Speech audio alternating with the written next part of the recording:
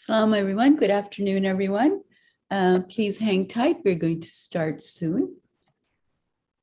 We're just waiting for others to join us because we had a very large response to this.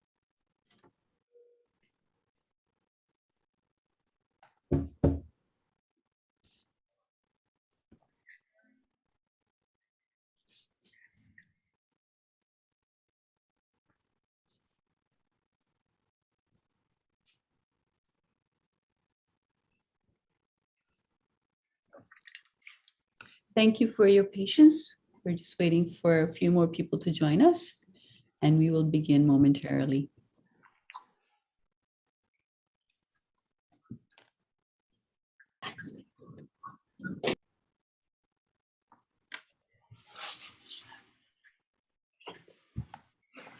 Progress.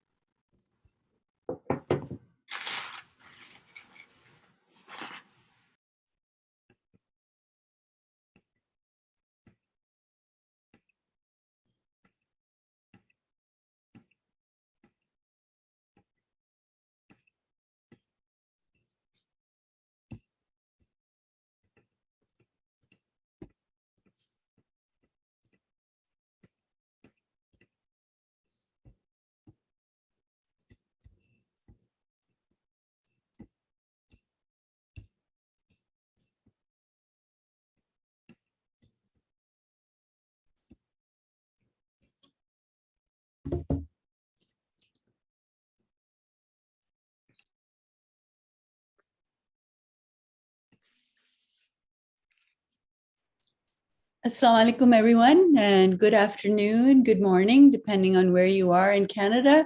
We're delighted that you've joined us today for our Digital Anti-Racism 2 or D.A.R.E.2 launch event. It's going to be a very exciting couple of hours, and we've planned this with a lot of people in our communities, our team, and you'll see that reflected in our program today. So welcome once again, and I would like to begin with a prayer, which is an opening prayer. Bismillah ar-Rahman ar-Rahim. Alhamdulillah Rabbil Alameen. Ar-Rahman ar-Rahim. Maliki yawmiddin. Iyyaka na'budu wa iyyaka nasta'in. Ihdina as-sirata al-mustaqim. Sirata alladhina an'amta alayhim ghayra al-maghdubi alayhim wala-dhalin. Ameen. In the name of God, the most compassionate, the most merciful. Praise be to God, Lord of all the worlds, the most compassionate, the most merciful, Master of the day of judgment. It is you we worship. It is you we ask for help. Guide us to the straight path, the path of those on whom you have bestowed your grace, not those who are the objects of anger, nor those who go astray. I'm now going to offer a land acknowledgement. I'd like to begin by acknowledging the traditional territories of the peoples of Turtle Island. The sacred land on which we are gathered today, or where I am, has been a site of human activity for 15,000 years. This land is the territory of the Huron-Wendat and the Petun First Nations, the Seneca, and most recently the Mississaugas of the Credit River. The territory was subject of the dish with one spoon wampum Belt Covenant, an agreement between the Haudenosaunee Confederacy and the Ojibwe and allied nations to peaceably share and care for the resources around the Great Lakes.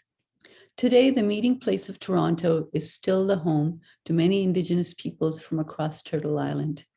As Muslims, we recognize the connection between anti-Indigenous racism and Islamophobia, and we are committed to working toward justice for Indigenous peoples of Canada.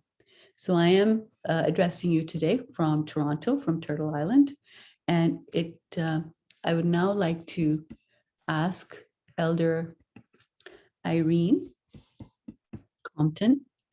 Actually, I'd like to introduce her first, and she's going to do a smudge ceremony. Elder Irene is co-founder of Minwashin Lodge, celebrating 20 years of work there. She is first-generation survivor of the residential school system.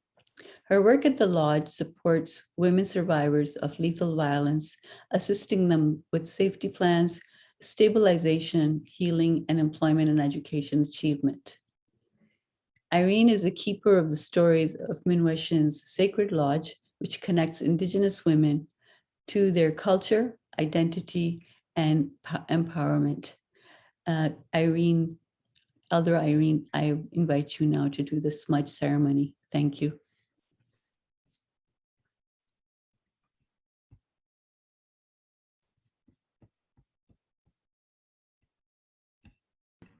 Can you hear me now? Yes, I hear you okay. now. So it's my honor to be here, invited to this sacred space. So what I'm going to do is I'm going to start with the medicines. In our culture, we always light the medicines. And why we do that is because we want to prepare for those ancestors to come and visit us. And before we do that, we have to cleanse ourselves. So we cleanse ourselves with the sage, the smoke of the sage. And so I'm just lighting our beautiful sage here.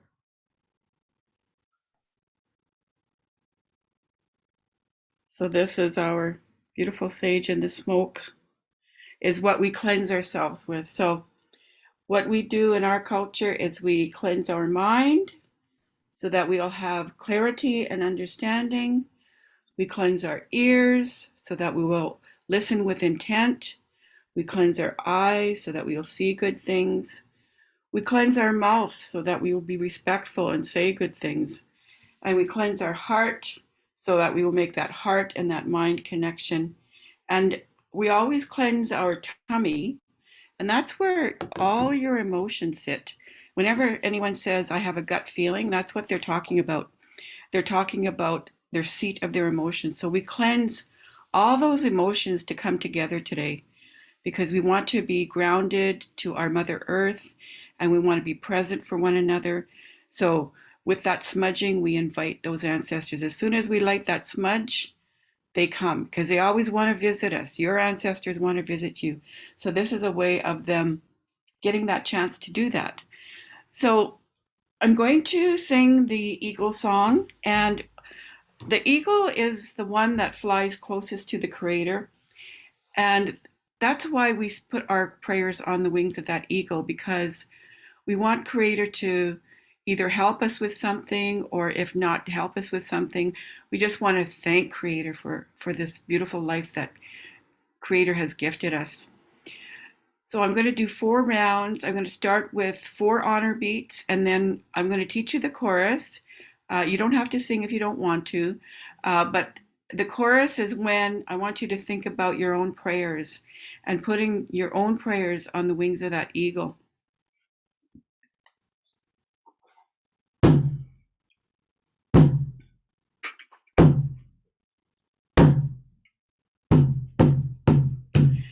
So that eagle is going to fly in through that eastern direction. You'll see a medicine wheel behind me. So through that yellow direction in the east, that eagle is going to travel around that medicine wheel with us. So the chorus goes like this. We are hey, we are hey, we are hey, we are hey, we are hey, we are hey, we are hey, we are singing when you're sending your prayers. And how we say ego in our Ojibwe language is megazan. Megazan kinundwa, megazan kinundwa, kinundwa, kinundwa, megazan kinundwa. Wea hey, wea hey, wea hey, wea hey, wea hey, wea hey, wea hey, wea hey. And in that southern direction is where all the indigenous people sit, but also that's where our youth sit. So we pray for the balance and the well-being and the strength of all our youth. Megazan konnichiwa, megazan konnichiwa, konnichiwa, konnichiwa, megazan konnichiwa. Wea hey, wea hey, wea hey, wea hey, wea hey, wea hey, wea hey, wea hey.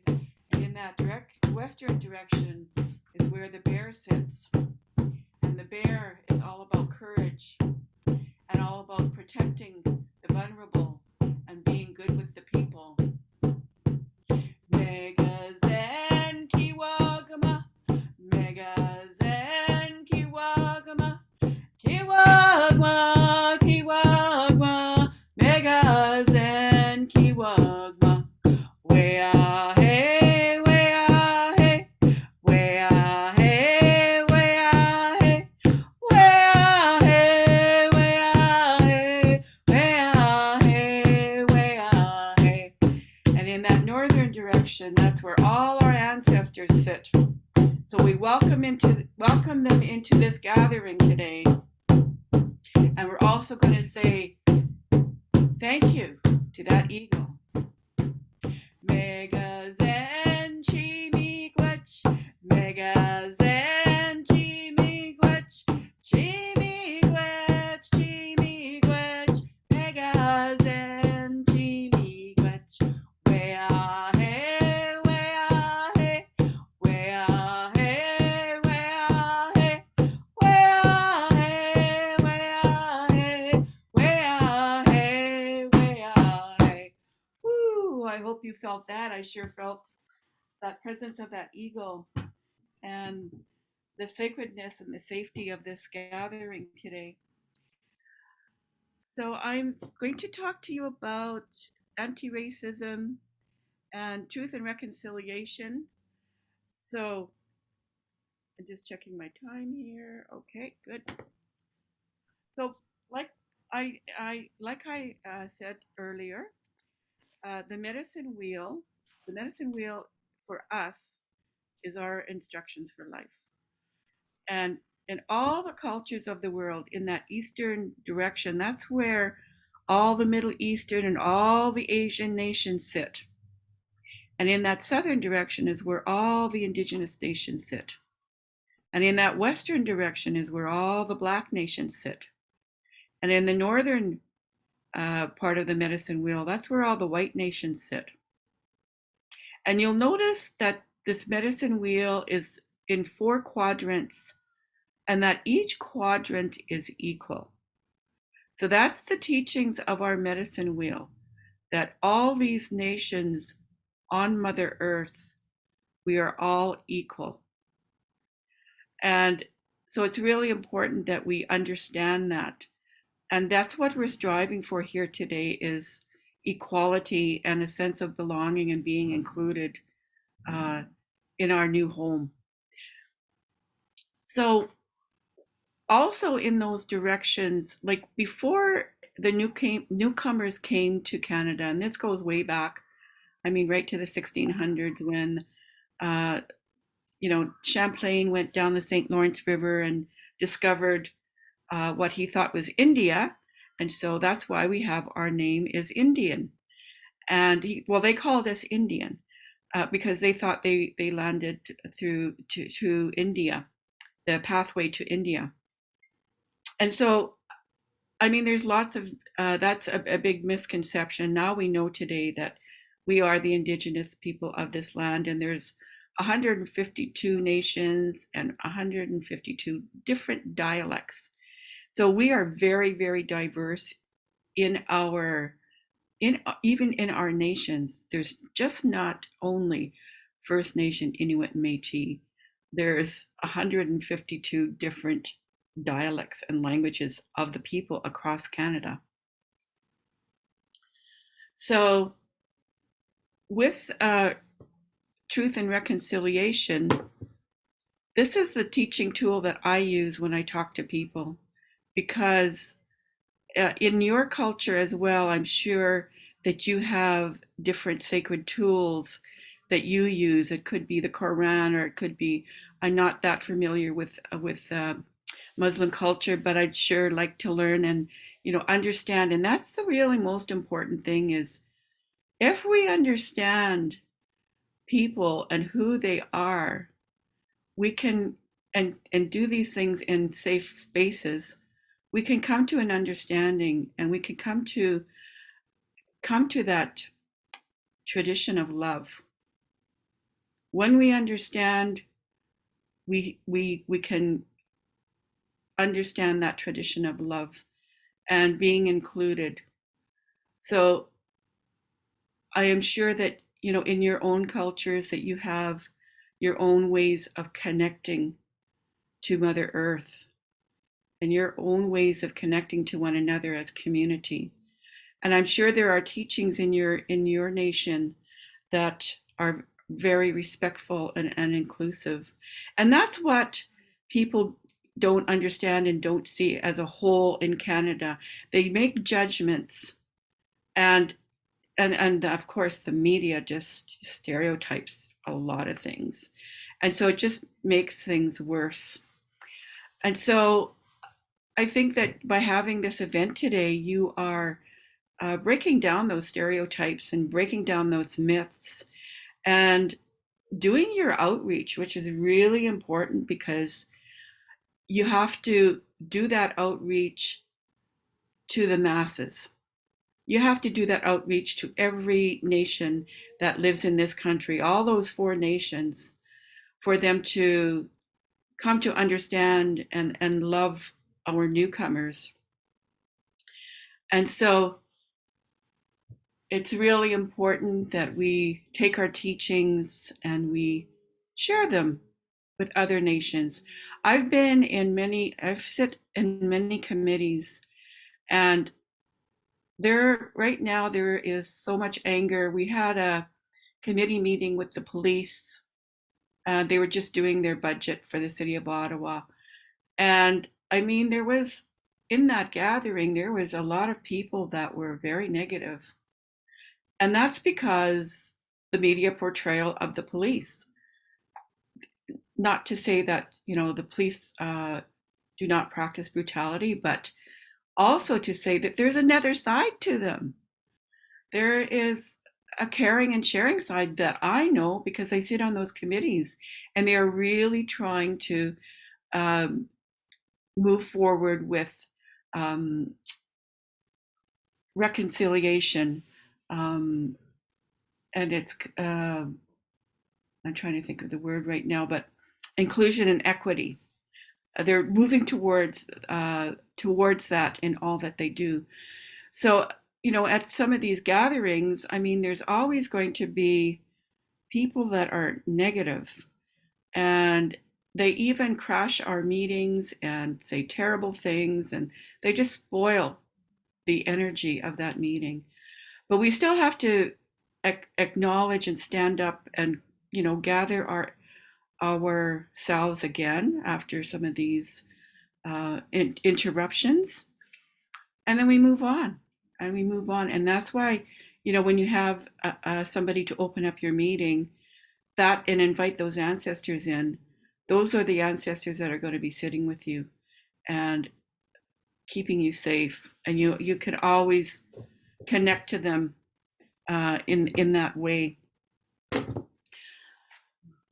And so with the Indigenous nations, we've have a long history with Canada, as you know, now everybody is getting the truth, which is really, really good. For many years, there was no truth. And so we lived under racism, poverty, um, total inequalities. And we still are experiencing that today.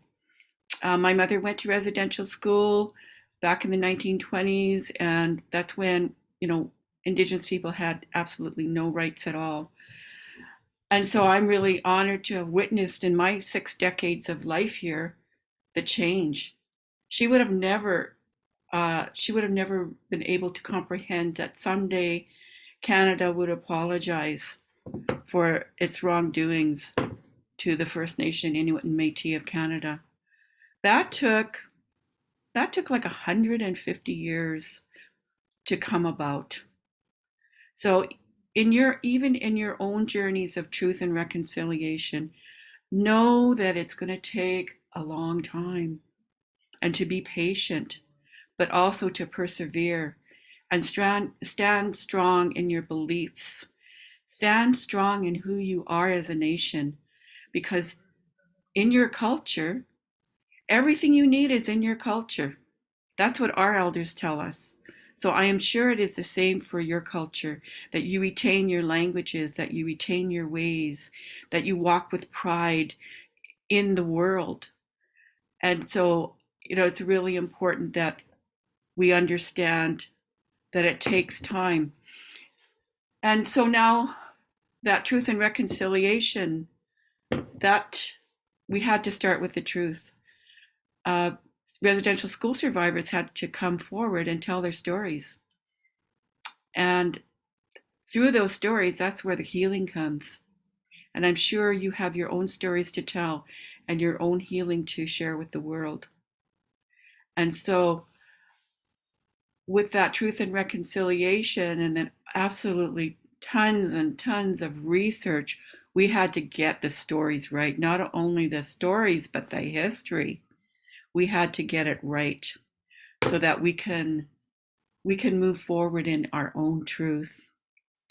And I mean, now we have changed a lot of views of a lot of Canadian people, but there's always going to be people that are going to be resistant.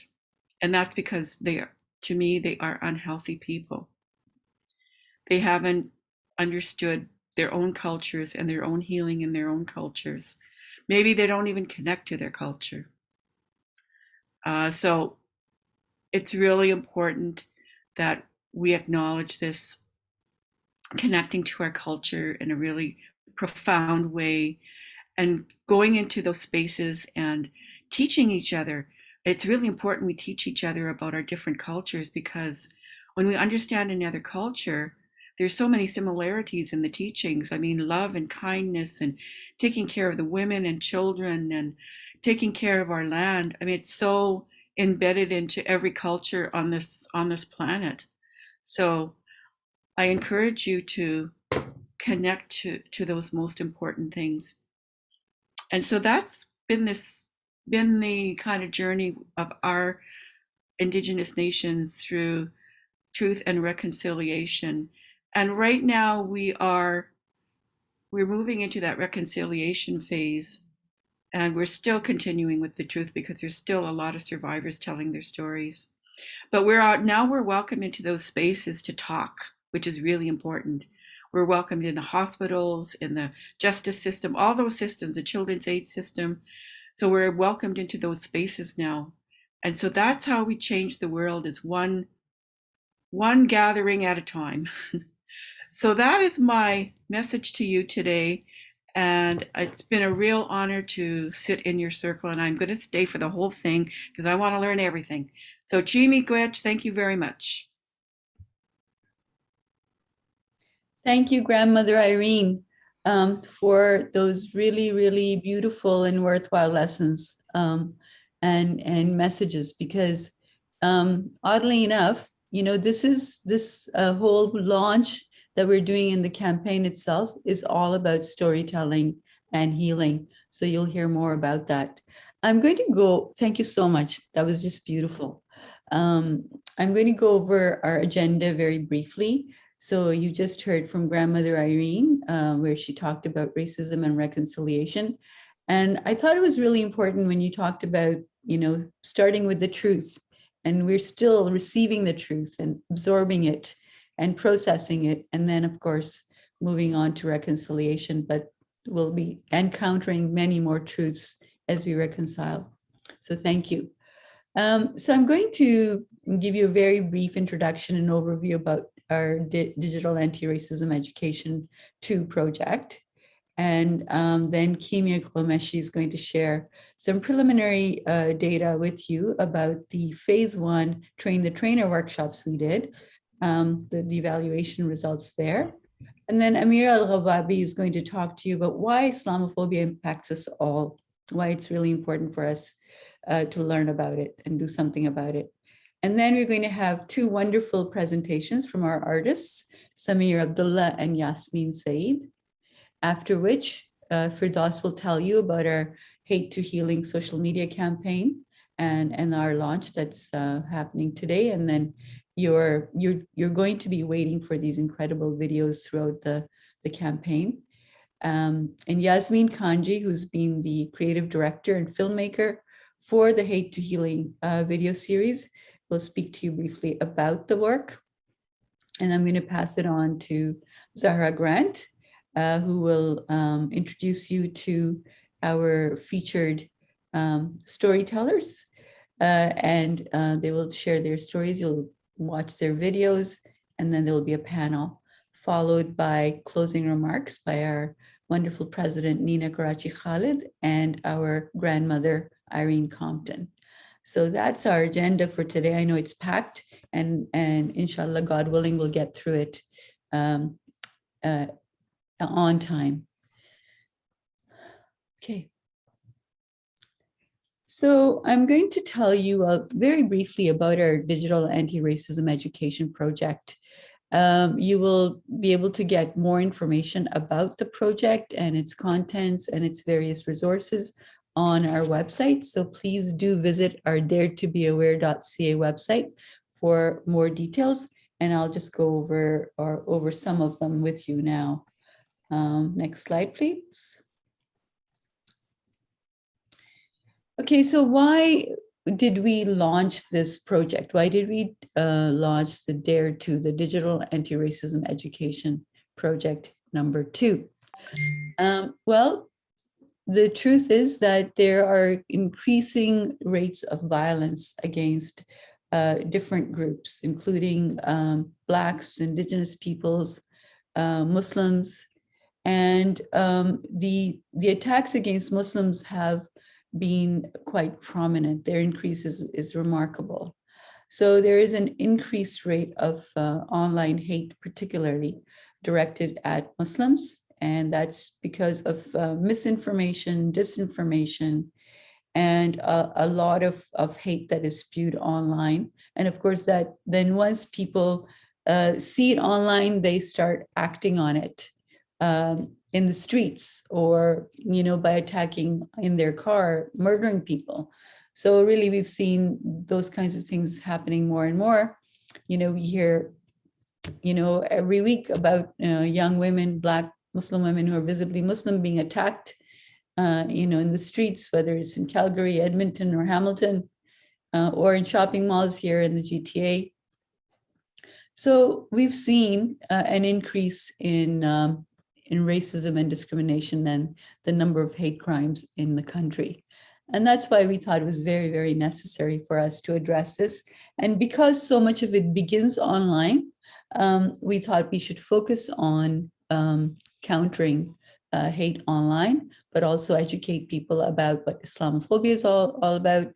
So this project, which is funded by the Government of Canada, aims to empower racialized women and girls with information and tools to counter online racism, hate, and Islamophobia. And through this very unique project, we want to create a safe Canada for everyone. So this campaign, this project is not just to address our needs, it's really to improve Canadian society as a whole. And we want you to join the conversation and walk with us on the Hate to Healing journey. And you're going to be starting this journey very soon. Thank you. Next slide, please. So we have various activities related to this particular project. Earlier this summer, we launched our Train the Trainer workshops. We had 10 virtual anti-Islamophobia and countering cyber hate workshops. We had 4 each in English, 1 in French each. And then we had 427 participants in the Anti-Islamophobia 101 and Countering Cyber Hate 101 workshops. And those who completed both the workshops received 214 of them received our D.A.R.E. certificates. Now, the next step is to train another 700 people in the community. So all those wonderful people who participated in Train the Trainer sessions, in fact, they will become our ambassadors, our communicators to deliver the messages that we shared with them earlier this summer through our Train the Trainer workshops. And so far, about 50 plus of them have signed up to do that amazing work in the community. The second aspect to this project is our anti-hate social media campaign. So this is where we're talking about our Hate to Healing anti-hate social media campaign, which will begin on October the 5th during Islamic Heritage Month. And the campaign comprises 15 videos of very diverse Muslim women, girls, and non-binary people who speak about their lived experiences of hate, racism, and Islamophobia. And you'll see from these stories, each one is very different. And grandmother Irene talked about telling the stories and why it's so important. And that's how we begin to heal. So we thought it was very important to tell those stories and share those stories and give the voice to the women who experience it. And they have that voice. So you'll see and hear from them very soon. Next slide, please. So before we do that, I would like to introduce you to our evaluator who has been with us right from the beginning of the project, and she's been evaluating the outcomes that we need to report on to our funder. Our evaluator is Kimia Romeshi, and she has dedicated more than 17 years to community development, policy advocacy, and research towards social justice and equality for all. She started MKG Consulting Services in 2014, supporting organizations to understand, document, and increase their social impact. Kimia is passionate about Indigenous rights, countering racism and discrimination, women's rights, and gender equality for BIPOC and 2S LGBTQ plus populations. She is proud to be working with CCMW since 2019. And one of the things I really like about Kimia is that she's extremely thorough and she asks amazing questions so that, she keeps us honest and we end up with really amazing projects as a result. So over to you, Kimia. Thank you so much, Nizat, for that introduction, and I'm so happy to be here with you all.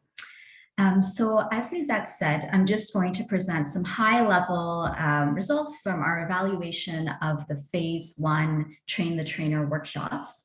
So what you're seeing on the screen is some of the demographics of the participants. As Nizat mentioned, there was a total of 427 people who participated in those workshops. So there was the first workshop on anti-Islamophobia and the second workshop on countering cyber hate.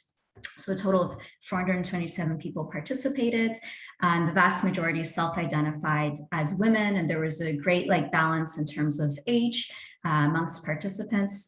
And you see here that 64% identified as Muslim and the rest as non-Muslim, which is great because this project is really intended for all of society as a whole, addressing Islamophobia, but just hate in general and online hate. You'll see in the table kind of the how people identified, and you'll notice there's a mix there of people who identified as a community resident, a member of CCMW, a representative from a community organization. You'll see there's only 2% that identified as decision makers, and this is very much because it's the Phase 2 workshops that will be targeted at the decision makers. And these ones were more so for community members and so on. So we can go to the next slide. So at the beginning of the workshop, participants were asked if they knew anyone, including themselves, who had experienced Islamophobia or cyber hate. And you're seeing here from the graph that most did know somebody, including themselves, who had experienced either Islamophobia or cyber hate. So that's pretty significant, those numbers, and it really speaks to the importance of addressing these issues. Next slide. So at the end of the anti-Islamophobia workshop, we, as you can see from these three graphs, most of the participants indicated that they did have a better understanding of how and where to report incidents of hate, how to navigate support services to seek help, and what to do as a bystander. So this is really at the end of the first workshop. We're already seeing that there's this shift in understanding amongst participants. And if you go to the next slide, you'll see that following the second workshop on countering cyber hate, those kind of outcomes increase even more. After going through 6 or 7 hours of training, you're seeing that 93% of participants reported that they were more aware of the nature of cyber hate. 92% had a greater understanding of what to do to counter cyber hate, and 88% learned new tools and strategies to counter cyber hate. So these are really great results and speak to, you know, the importance of really having substantial content in the workshops. 6 to 7 hour training is pretty substantial, and it's rare to actually be able to receive training like that. So I think you know, it really speaks to why you're seeing these results and really great outcomes for participants. And also the majority had said that they felt really confident in their ability to counter cyber hate coming out of these workshops. So if you go to the next slide, we've got some anecdotal data here from participants. They were asked following the workshops, what did you learn today about Islamophobia and cyber hate that really impacted you? There's several points that came up for participants, and we're just highlighting the main ones here on the slide. You can see these are direct quotations from the participants. So one of the points raised was around intersectionality and the importance of learning about that and understanding that certain groups of Muslims are more targeted as a result of their race, gender, ethnicity, sexual identity, ableism, and other factors. Also, for participants, it was really shocking to learn about the amount of hate groups that exist, and especially the pervasiveness of that hate online and the growing number of online hate groups here in Canada and, you know, globally as well. Also, really examining the misrepresentations of Muslims in the media and the workshops had a profound impact on participants, and learning about the existing laws and policies to combat Islamophobia and hate, but also learning about the gaps in the legislation and accountability mechanisms. Also, a really great, like I would say one of the main areas of learning for participants was around different tactics and strategies to counter cyber hate and hate in general. So many participants spoke to the 5D model or approach to bystander intervention that was taught in the trainings. But also, you know, how to counter hate with positive counter narratives and the importance of really taking that positive counter narrative approach and how that can be very empowering as well. Also, participants were inspired in learning about ways that they could work together with Muslim and non-Muslim communities to really counter hate, the use of collective counter speech, for example, and really working from the grassroots level up. Also, the importance of fact-checking stories and their validity and documenting hate. There's a lot of gap in the data that's available right now on Islamophobia and online hate. So we as a community have a role in documenting those stories. And that was a key takeaway for participants.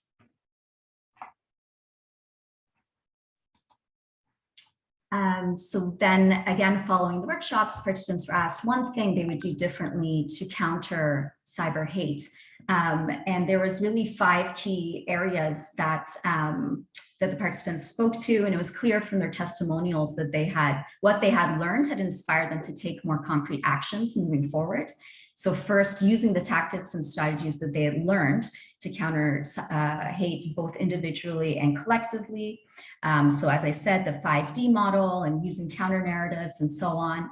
The importance of educating themselves further. There is very clear from their testimonials that they were inspired to learn more and really dig into the resources that were provided in the workshops, and then educating others, their colleagues, their communities, and their peers. Also, again, as I had mentioned, the importance of documenting cases and fact-checking and protecting themselves. Many participants spoke to wanting to check their privacy settings on their own social media platforms following those workshops. And finally, advocating for stronger legislations and regulations with government and really seeing that they have a role to play in that. And yeah, I'll just leave you with this final quote from one of the participants. It really speaks to, I think, how much of an empowering experience it was for many, and just learning about actionable solutions that are out there and how to work together. And I will also just say that we're not presenting it here today, but there was a lot of learning and the feedback that was provided from participants as well that was taken into consideration by the project team in how in the design of the phase 2 workshops and how we move forward with this project. So we thank all participants for their transparency and the feedback that they provided for us, and it helps CCMW to do what they do even better.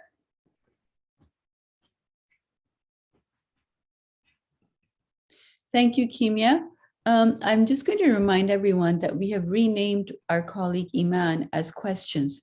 So if you have any questions as you think of them, feel free to put them in the chat. And after a while, we will take a few minutes to address your questions. So that was great, Kimia. You can tell that participants were really engaged and they provided very valuable feedback to us to continue to improve the workshops as well as the resources that we're making available for the community workshops. So now I'm going to introduce you to our next speaker. And I think especially if you attended our workshops previously, you will know her from our Train the Trainer workshops, our anti-Islamophobia workshops. And actually, she's no stranger to our communities and also to Canadians, because to all Canadians, because of her presence in the media. Amira Elghawaby is a journalist and a human rights advocate. And as I said, her writings and her advocacy on behalf of our communities and Canadians. The work includes stories and commentary for CBC Radio, the Ottawa Citizen, Maclean's, The Walrus, the Literary Review of Canada, and the Globe and Mail. Amira is currently a contributing columnist for the Toronto Star and Press Progress. And she spent 5 years promoting the civil liberties of Canadian Muslims at the National Council of Canadian Muslims, or NCCM, between 2012 and to the fall of 2017. Currently, Amira is involved with several initiatives to promote civic engagement in diverse communities, including as a founding board member of the Canadian Anti-Hate Network and the Silk Road Institute. Over to you, Amira. Thank you so much, Nazhat. Thanks to all the organizers for today's launch. It's such a pleasure to join all of you. Bismillah ar-Rahman ar-Rahim. Assalamu alaikum. I greet you with a message of peace. It is an honor to be joining you from Ottawa, the unceded, never surrendered Anishinaabe Algonquin territory. So I'm going to kind of start off a little bit with maybe a surprising reflection, and realizing that honestly, I really don't enjoy talking about Islamophobia. And this might be surprising because I did spend indeed with the workshops with CCMW and with many of you, hours and hours and hours talking about Islamophobia, unpacking it, thinking about strategies to confront it. So it's not that I don't enjoy it because I don't want to discuss the real discrimination, the racism, anti-Muslim sentiment that our communities have been exposed to for so long. And it's not because I don't believe that talking about these issues, their intersections with other forms of racism, including anti-Black racism, is important. I, of course, do believe it's critical that we encourage people, especially those directly impacted, to come forward. But the reason why, I don't enjoy talking about this, and I realize it more and more, is because I know that this is taking a toll on all phobia firsthand. And even when we know that we are experiencing it, even vicariously through hearing about it constantly. And of course, there is an immense amount of sadness, of fear and anxiety and hurt when we hear on the news about Black Muslim women being attacked in Alberta, or a mother and her daughter chased and threatened in Ontario, a man being stabbed and having his beard shaved off in the prairies, or as we had to this past summer, coming together to mourn the tragic loss of an entire family, the Afzals, a mother, a grandmother, father, and daughter, and think about a little boy left forever orphaned, coming only a few years after the tragic killing of 6 men, 6 fathers and husbands in Quebec. So, and these are just a few of the examples of the devastating realities that many of our communities are facing right now and have been for many years. And I haven't even begun to talk about the systemic and institutional forms of Islamophobia that our communities have been facing since 9/11, which we just marked the 20th anniversary for, and even before then. So unbelievably, of course, half the battle has been the effort to even have the term itself, Islamophobia, acknowledged. That has been an immense challenge for those of us who have found ourselves at the forefront of advocacy. And many of us can recall the anti-Muslim rallies that took place across this country during the M103 debate, how the term Islamophobia was politicized and used to further victimize and otherize our communities. So yes, maybe you're not surprised then when I put out that context that I really don't enjoy talking about much of this. But I do know we must name the problem we've been facing and which we continue to face, because in naming it, we can confront it collectively and understand the direct link that anti-Muslim hate and animus has with other forms of oppression, including the colonization and oppression of Indigenous peoples in this lands and beyond, anti-Black racism, anti-Semitism, anti-Asian racism, and the list goes on and on. And so what is that link?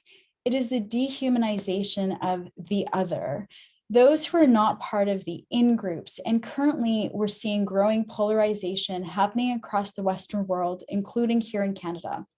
And we know that xenophobia and racism are often a go-to position for far too many people who don't know where else to place the blame for the things that they're enduring, the challenges they personally face, except to put it on other people that maybe look different, act different, have different practices, and which is far too easy to think of as less than. Yet as we talk about these things and as we gather to figure out how to address all of this, we do forget that this is taking a toll on our mental health and that of those around us, including young people and children. In fact, I'll just share with you a quick study out of San Francisco State University in 2016 that showed how American Muslim children between the ages of 5 and 9 years old have been internalizing this type of zeitgeist. And as you remember, in 2016, that was during the rise of Donald Trump. Now, according to those findings, 1 in 3 children did not want to tell anyone that they're Muslim. 1 in 2 did not know whether they could be both American and Muslim, and 1 in 6 would pretend not to be Muslim. And this process has actually been called dissimulation by the late French scholar Jean Baudrillard, which is deeply concerning because we know that those types of feelings are absolutely going to be felt here as well in Canada. And what it signifies is a gradual deterioration of cultural and religious identity. And this is extremely concerning. So even in our efforts to speak out against Islamophobia, we have to be mindful of the way that this wears down on our sense of self and our sense of community wellness. It means that as we stand up for ourselves, we must also do what grandmother Irene so beautifully said, and that is to retain who we are, that we walk with pride in this world. And how do we do that? though when every time we hear about ourselves, it is through the prism of a negative encounter or experience. It means we have an added responsibility of coupling our struggle with self-care, with telling positive stories and celebrating those, and finding joy in who we are.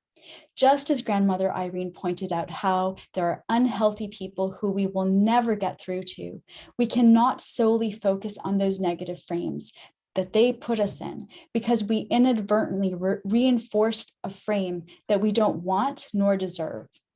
Instead, what I suggest is we connect with those amongst us, our neighbors, our colleagues, friends, and others through love, through sincerity, through happiness, and finding that common ground. We are also, as grandmother Irene talked about, Indigenous communities being invited into systems that have sometimes harmed us, to talk about Islamophobia, to talk about our experiences, to talk about our healing. And that actually means we have more and more opportunities to reach folks who are open to hearing, to understanding, to learning and unlearning, sharing and transforming. So yes, we live in a country where we are grappling with the devastating consequences of residential schools and colonization of First Nation, Indigenous, and Métis communities. Yes, we live in a country where anti-Black racism and anti-Asian racism have been embedded in institutions and society for far too long. Yes, we live in a country in which there is a province right now that has legislated two-tier citizenship, preventing people who wear religious clothing from being treated equally and from contributing positively in society. But we also live in a country in which we are free to work collectively to address all of this. We live in a country where we have the tools, the language, the capacity to work together to address all of that, to work towards reconciliation, to stand up for the dignity of all, and to call out those who have dehumanized us and continue to do so. We live in a country where we can celebrate the incredible role models who have demonstrated how immigrants, newcomers, refugees, and Canadians of all races and backgrounds can and are making monumental advances in all fields: science, engineering, the arts, politics, media, fashion, law, social services, and so much more. And in our quiet, everyday existence, all of us are making a positive impact simply by standing up for each other, bearing witness to the humanity we share, and showing kindness in everything we do. And we should also realize that we all belong to the same circle. As Chief John Kelly attested in the 1977 Royal Commission on the Northern Environment, where he said, and I love this quote, "As the years go by, the circle of the Ojibwe gets bigger and bigger. Canadians of all colors and religions are entering that circle. You might feel that you have roots somewhere else, but in reality, you are right here with us." So let us fill the circle with joy and love, sentiments I enjoy talking about far more than I do about Islamophobia. And when we focus on these, we can all walk proudly as we honor our identities, our ancestors, our stories, and together we can help ensure a future that is hopeful and bright. And that is what I truly believe each and every one of us are committed in doing. So thanks so much for giving me this opportunity to talk about this and to think about how we can bring more joy to the world. Wow. I mean, mashallah, that's what I should really say, Amira. I loved every single word you shared with us. I love the fact that you focused on all the positive things that are happening in this country, in our lives, and amongst ourselves and our peers, our families, our friends. And it's really nice. It's really nice to focus on that because, yes, for so long we've been talking about all the nasty things that have been happening to Muslims. And of course, we need to tell those stories and share those experiences, but that is part of the healing, but also celebrate all of the good stuff that surrounds us. And you reminded us of that. I really appreciate it. And I also like how you tied in the idea of the circle that grandmother Irene talked about and that amazing quote from the 70s, I think, from the chief. It was very meaningful. And what it reminds me of is the fact that, this work just continues in its different ways, but the circle is always there and more people enter it. And it probably makes us better people as a result, because we're together in this amazing circle. So thank you very much. Really appreciate it.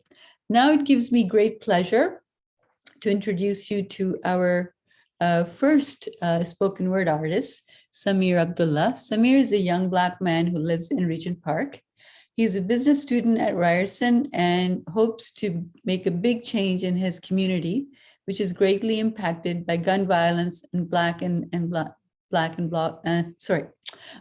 black violence.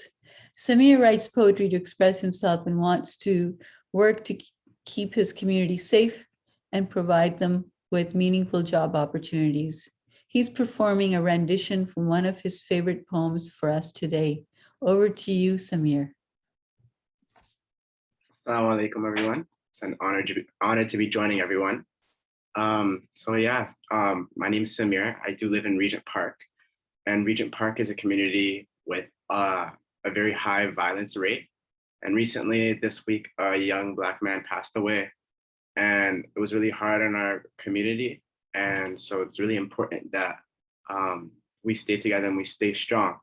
So this poem was passed down to me by my school, and it talks a bit about the difficulty about being Black and the racism that takes place in our daily lives. So yeah. I am not giving my Black back. Let me say, as I begin, I'm proud of the skin that I'm in. Be it caramel, mocha, chocolate, or black, be we small, medium, or large, tall, skinny, or fat, I am proud of my heritage, and I am not giving my Black back. Not to the white man, nor the pale man, not to anyone, in fact. I won't let anyone get me down, put me down, take away my self-esteem, or push me around. I am not giving my Black back. Who's inspired you to preserve thus far? I'm inspired by my birthright, my heritage, above all, God. As I said when I began, I am proud of the skin that I'm in. I won't let prejudice or negativity hold me back. I am solid, strong, poised, focused, and proud, always keeping my self-worth intact. I repeat, I am not giving my Black back. There are so many ways you can give it back. If you don't hold to your values, remain focused and intact. For example, rising high, persevering, you would become a star, putting your past behind you, hiding who you truly are. To satisfy a mission on the road to stardom and fame, you give up your Black for a recyclable paper check with a stroke of pen in hand. As you are molded, bent, twisted, and spent to the way how they want you to be. That's just another way in our modern day to willingly give into slavery. It's one thing to be focused, yet things are not clear. It's another thing to willingly give up what is so precious and dear. The memories of you, of past you, family values your parents instilled. They're proud of where you came from, or they're proud of where they came from. So why aren't you? Can you feel their pain? Can you see their tears? It is good to persevere, but remember to keep your self-worth and values intact. Don't let anyone cloud your mind or slow you down. Don't let anyone hold you back. Be honored and proud of who you are, and never, I do mean never, give your Black back. I am proud of who I am and the color of our skin, the way we use our minds to stand the test of time. Yes, I can say yes, I am proud to be Black. I would never trade my color or heritage. I am not giving my Black back. Back to the people who enslaved us so many centuries ago. Back to the people who tried to back to the people who tried to control us, who wouldn't let our family build and grow. No, I am not giving my Black back. No, I am not giving up. I'm not standing still. I'm building a strong foundation. In fact, our memories, our wisdom, our ways, our heart and soul. This they can never take away. God kept our inner essence intact. standing firm upon my beliefs. I am not, I repeat, I am not giving my Black back. Thank you. Thank you, Samir, and our condolences to the loss in Regent Park of another brother. And thank you very much for sharing your words with us. They were powerful, and please don't give anything back that is yours. Thanks very much. Now it gives me great pleasure to introduce you to our next presenter, Yasmin Said. Titling herself as the girl who speaks the words she writes, Yasmin is a passionate storyteller who has been writing and performing spoken word poetry for the past few years. By doing so, she has been able to captivate the hearts and minds of individuals across all of Canada, performing topics on mental health awareness to racial injustice. As a hijab-wearing woman, Yasmin understands the importance of vocalizing individuality as a means of expression, thus leading her to carry out leadership roles in her community to inspire others to do the same. Yasmin, may we hear from you now? Thank you. Thank you so much for the warm introduction, and I'm super excited to be here along with you all. So today I'm going to be performing a spoken word poem that I wrote called A Day in My Shoes. Maybe I didn't mean it. Maybe all the words I said, the things I left unread, but I just couldn't take it anymore. How could I? How could you please just walk in my shoes? That's all I'm asking for you to do. And I felt like I was this running goose with a million places to not go. When I wake up every day and realize that the way I want to be treated shouldn't be some sort of prize that I need to achieve, this preconceived notion. As I walk down each trail, foot in front, eyes not shut, because imagine if I wasn't attentive enough, careful enough, would that be enough? Ironically, for when you think you live in the land of the free, this belief. But you see, there was always a catch. I soon began to realize that what I was chasing was not supposed to be this prize given from you to me, reciprocated from me to you, because with the hijab on my head and with the clothes on my body, all I'm doing is trying to embody my personal values put on display with a bright smile, trying to tell you it will be okay. Just for you to understand. Yeah, even then, that was seen as too much to handle. As I walk down each trail, foot in front, eyes not shut, because imagine, I wasn't waiting for you to sign the terms and conditions with small fine prints for which you couldn't see. Did you need glasses for you to believe? Because my life is not a fantasy, this made up reality that I chose to have. The issues talked about, the hate crimes, the lies, acting like it was all fine. But ironically, I wouldn't change it for the world. I wouldn't sell it for $1, put up a sign waiting for it to go and for someone else to catch. Because this was all my life to act, pick up a sign and not just sit back and relax. I would yell and I could spell out the reasons for why it was never okay to be shot with daggers from the eyes, hearing the laughs turn into cries, and it was all so normalized.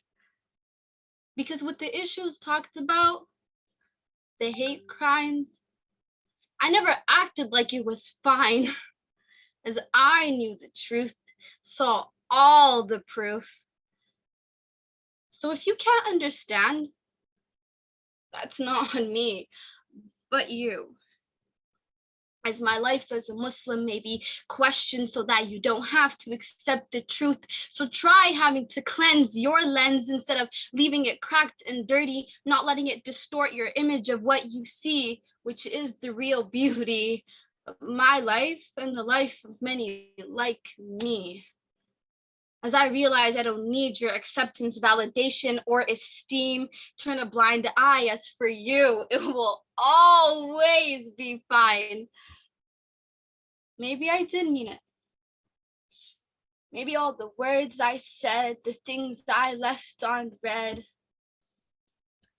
But I just couldn't take it anymore. How could I?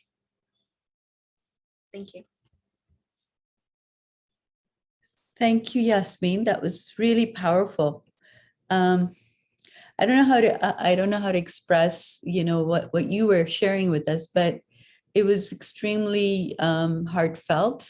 Your emotions and your expressions, and inviting people to walk in your shoes and what that's like. Amazing. Thank you so much for sharing that with us. Thank you. Really appreciate it. Wonderful.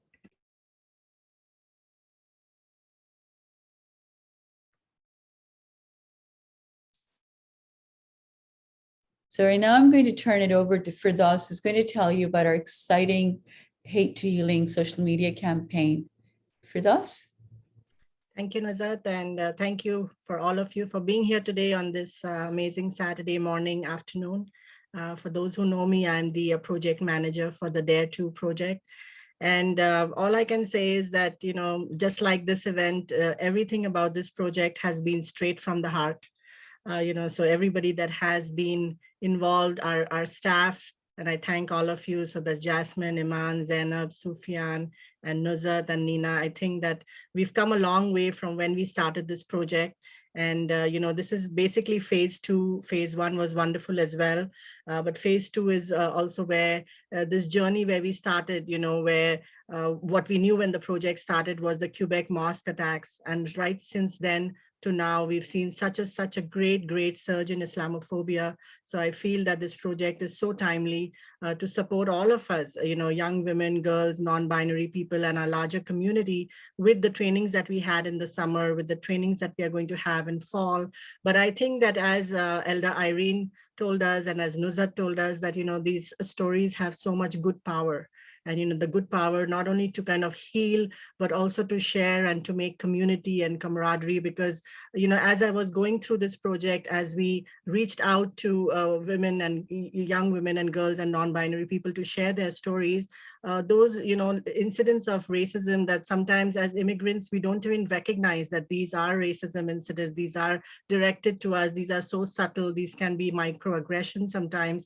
I mean, they all came flooding back to me. I recall a time when I was new to the country and I sat on a bus and someone next to me just got up for no reason and stood for the entire journey of half an hour. I didn't realize that it was racism then. I didn't realize when someone, I went to buy some TTC tokens and I had a lot of money. I was the executive director of an agency, and she looked at the few $100s and she said, wow, you're so lucky that your manager actually trusted you with all this money. And I was kind of, taken aback. So today is very, very emotional for me. And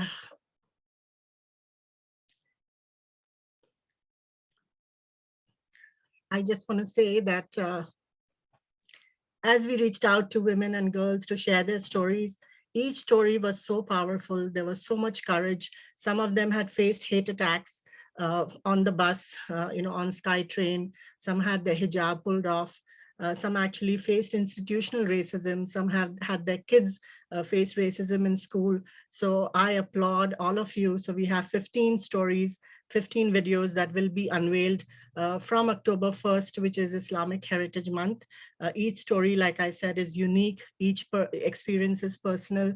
And I commend and I kind of give more courage to you to come out and share these stories with us. And really, as the name goes, it's hate to healing. So as we go along, sharing one video a week, we hope that these stories empower all of us to come out and share our unique stories of racism, of Islamophobia, that we may have witnessed, but we may have been bystanders too. So again, I thank you, and we are going to see some of the videos as we go along. But I just like to end with one. I'm a real lover of Urdu. I read Urdu literature. I feel bad that I kind of was educated in English, but I want to say it in Urdu, knowing that this is a diverse and a safe space, and I will translate it. And the saying goes as, मैं अकेला ही चला था जानिबे मंजिल मगर लोग साथ आते गए or Karwan Banta Gaya, which means that I started on my journey totally alone. I just had my destination, my goal in mind, but I was all alone. And as I set out to this journey, it was people came along, and the spirit of community was formed. So thank you, and thank you, Nuzhat. I will hand it back to you. Thank you, Firdaus. And, we share your emotions, those experiences that you were describing. We've been there, and it is very painful to relive them when you hear stories like the ones we're going to hear and like the ones you just shared with us. It is painful. Please do get a glass of water. I know it's been emotional, and I appreciate you sharing that verse, which is all about bringing people together on a journey on our caravan, and hopefully changing hearts and minds along the way. Okay, so I'm now going to ask Yasmin Kanji to tell us about this project.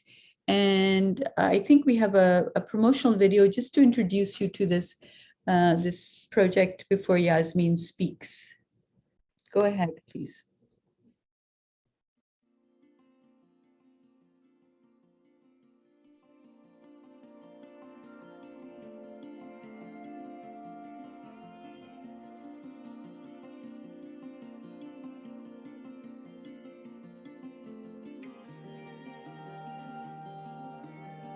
When people choose to associate negativity and hatred towards elements of our identity, we must see strength, we must see determination to enforce change, and we must see hope, inshallah, for a better future in those same elements of ourselves. We are Muslim women, and that is a very powerful title to hold. Ce que je déplore, c'est qu'aucun gouvernement ne devrait avoir le droit de dicter aux femmes comment s'habiller. Les femmes peuvent penser indépendamment, et elles ne méritent pas d'être traitées comme des parias. I speak to share the reality hundreds and thousands of Muslims face. Hate is the permanent pain left in my heart, the tattoo I was never allowed to have, but unwillingly got stamped upon me. The case is taken up by white people, and their voices are the only ones that are amplified. And although they are valid, there's more experiences than one. We're supposed to be fighting for people's oppression, anti-oppression. That anti-violence stance completely gets withdrawn when it comes to queer people.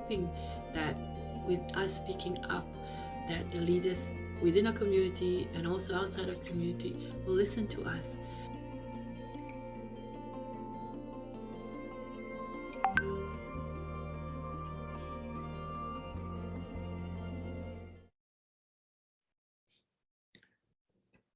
So that sort of gave you a sneak peek, and you'll see some of these videos featured very soon. I'm now going to pass this speaker on to Yasmin Kanji. So Yasmin she's really impressed me, no end. I am so overwhelmed by her experience, her wisdom at her very, very young age. She's an emerging filmmaker and the founder of Films with a Cause, an advocacy and consulting organization for underrepresented communities. She's a recent Dean Scholar graduate from the University of Toronto, where she double majored in Peace, Conflict, and Justice Studies at the Monk School of Global Affairs and Critical Equity Studies with a minor in Cinema Studies. Yasmin's first documentary, From Syria to Hope, in 2019, explores the resettlement of Syrian refugee families and was awarded Best Short Doc at the 2019 Toronto Short Film Festival. Yasmin directed With Love from Munira in 2020, which premiered at the 2020 Inside Out Film Festival, and was also an official selection at TIFF Next Wave 2021 and won the 2021 Breakthroughs Film Festival Audience Choice Award. Yasmin currently supports Charles Officer's production company, Cane Sugar Filmworks, and is producing a short documentary about faith-based healing directed by the Oscar-nominated Sami Khan. Through the Hot Docs Accelerator Lab, she is in development a feature documentary about one of the first recipients of a bone marrow transplant to be cured of sickle cell disease. Executive produced by Charles Officer. And then Yasmin is also in development on a short narrative film about a proud Muslim teen. So as you can tell, she's already accomplished so much, mashallah, and may God bless her for all the work she does, both professionally and also on a volunteer basis. So over to you, Yasmin. Thank you so much, Nuzhat. Assalamu alaikum, everyone. So my name is Yasmin Kanji. I'm a filmmaker and the founder and creative director of an advocacy and consulting organization called Films with a Cause. I am so honored to have directed this video series for the D.A.R.E.2 Project. While I oversaw production and filmed and edited a few myself, we had filmmakers from across Canada working on this project to highlight a wide array of stories combating hate. It's always a challenge to take on a project with so many moving parts, but it's especially challenging to work on such important subject matter that I am passionate about as a Muslim woman myself. So the series is around 15 videos, each around 5 minutes. I wanted to structure each episode in a way that highlights the individual rather than sensationalizing the instances of discrimination, because we are more than our trauma. Each episode is structured by first understanding a little bit about the individual that anyone can relate to, followed by the difficult story of their traumatic experience. The episodes continue by the individual telling us what their call to action is based on their lived experience, and concludes with their hope for themselves or hope for the issue at hand going forward. This series explores discrimination faced by Muslim women and non-binary people from outside Muslim communities, as well as, unfortunately, from within Muslim communities. As a community that has faced oppression on a global level on the basis of our belief in Islam, we have a responsibility to protect one another no matter our other identities. This series explores the challenges faced by Muslims with disabilities, Black Muslims, queer Muslims, incarcerated Muslims, immigrant Muslims, and more. Sitting with discomfort through this series, if difficult for some, is better than not engaging at all, especially when we can each do something to contribute to the challenges of our multiply oppressed Muslim siblings. As Elder Irene emphasized, Indigenous communities deserve healing from colonial violence, and we must all work towards truth and reconciliation. But as a Muslim community, we cannot neglect how we may have embodied colonialism and how colonial mentality may influence our biases. And I feel that we need to return to the importance of unifying our struggles by supporting one another. It's much easier to see discrimination and refuse to believe you may be contributing to this issue, but it takes strength to look within and understand those colonial biases, and I believe it's our duty to do that. We must strive for healing within ourselves, as many did by bravely sharing their stories in this series, and healing for others by listening to what others need and trusting them. And I believe Islam is centered around this concept, especially of storytelling. So Jazakallah, and I hope we can all learn more in order to be better for ourselves and for one another.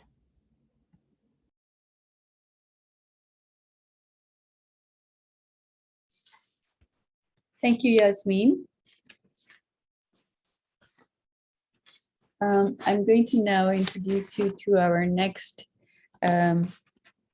presenter, or actually our panel moderator.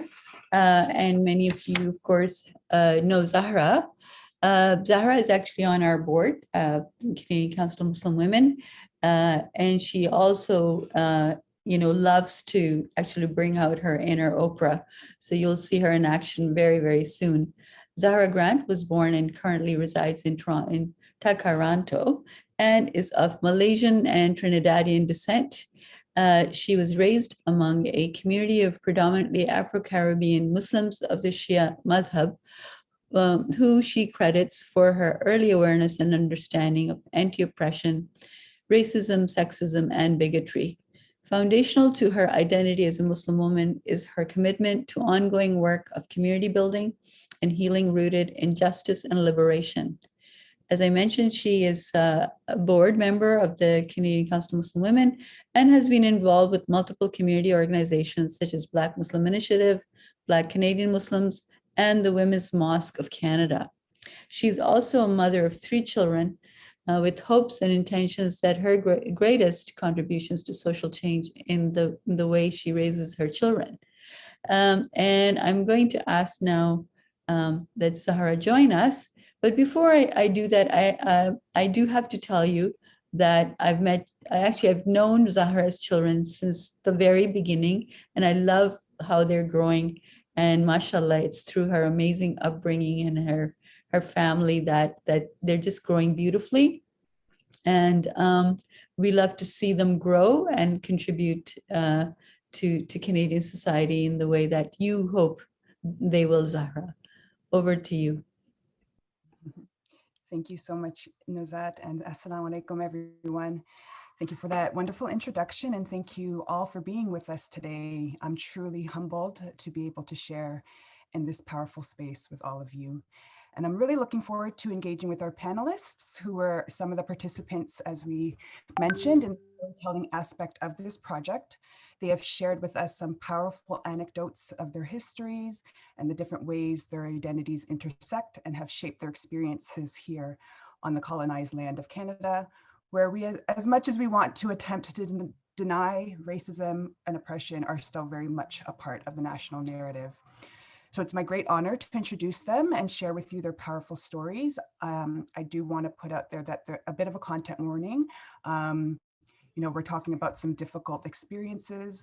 So just if you need to take a moment to, get some water, prepare yourself. I just wanted to put that out there.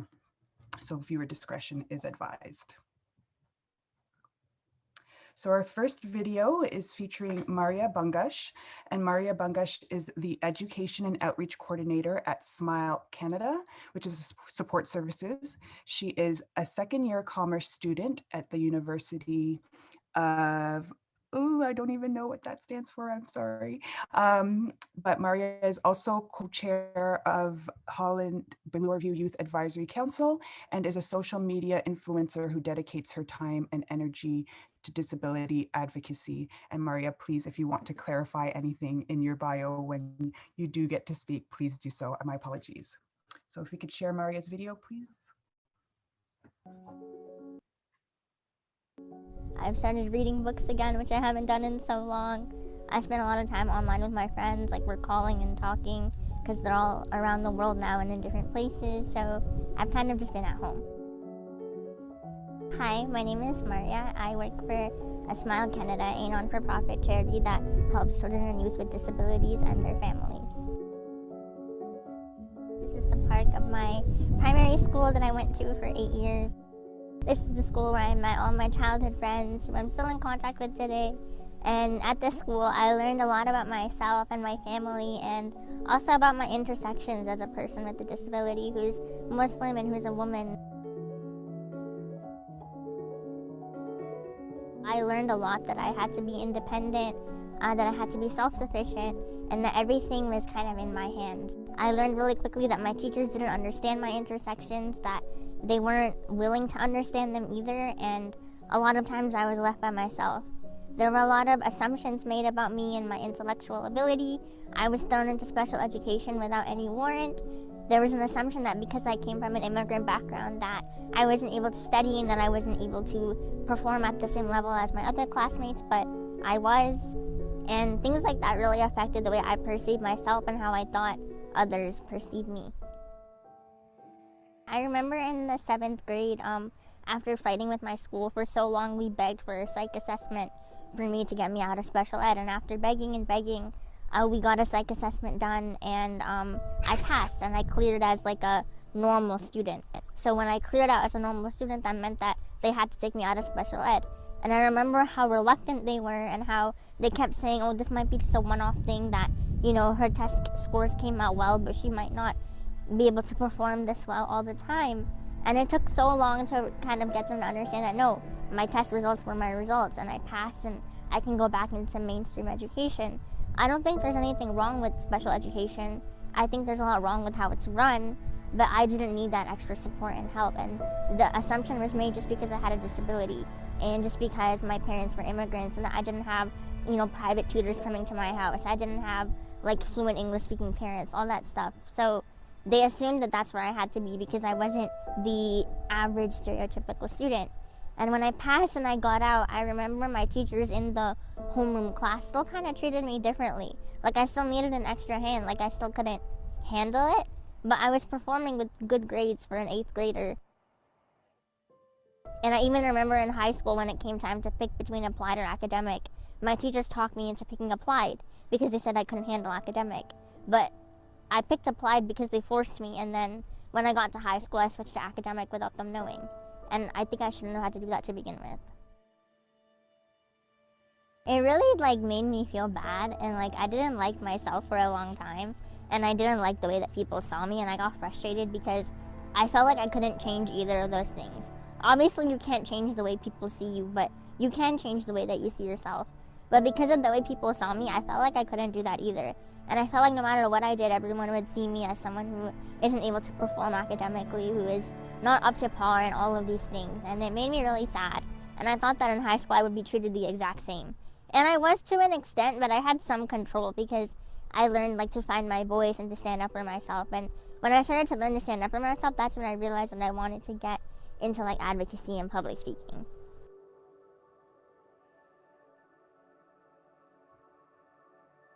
I started to take my advocacy a little seriously at the age of 16. I remember all my friends were getting part-time jobs because when you're 16, you're allowed to. And I wanted a part-time job too, so like I applied to all these places and I was so excited. And there was this one place that I applied to and they basically straight up told me that I can't work there because I have a disability and they didn't want me there.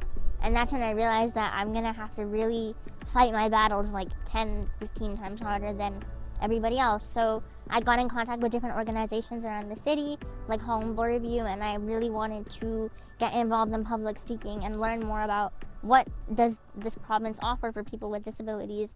And I really quickly realized that it's not a lot, as much as it might seem like it is. And so I started to take my advocacy independently. And like everybody in Gen Z does, when you have a minor inconvenience, we go on Instagram and TikTok, and that's exactly what I did, but my inconvenience really wasn't minor, it was a big deal.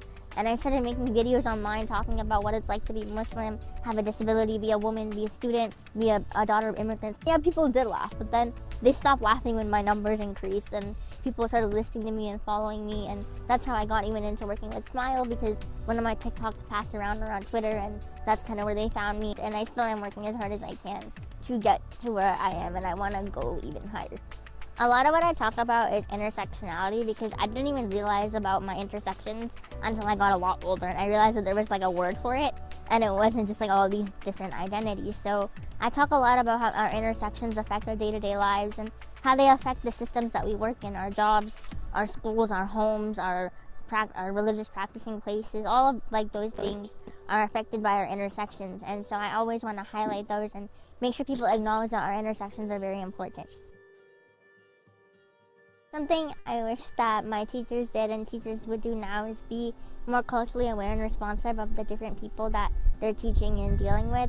A lot of students like myself were dealing with 2 cultures at a time, one at school and one at home, and learning that we all come from different environments and backgrounds and families, and that affects the way we learn and that affects the way that we might think and process things, but that doesn't automatically mean that we belong in special education and that we're slow or anything like that. We just learn a little bit differently and might need things to be taught in a different way. Whether you're Muslim or not, really listen to lived experiences of people with disabilities and not just your white counterparts. A lot of times advocacy is taken up by white people and their voices are the only ones that are amplified. And although they are valid, there's more experiences than one.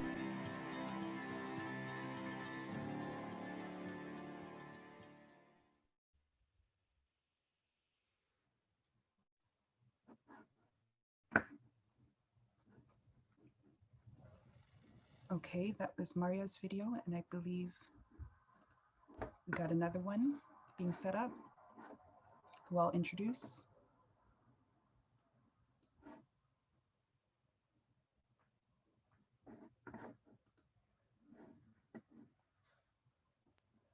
Are we having some, there we go.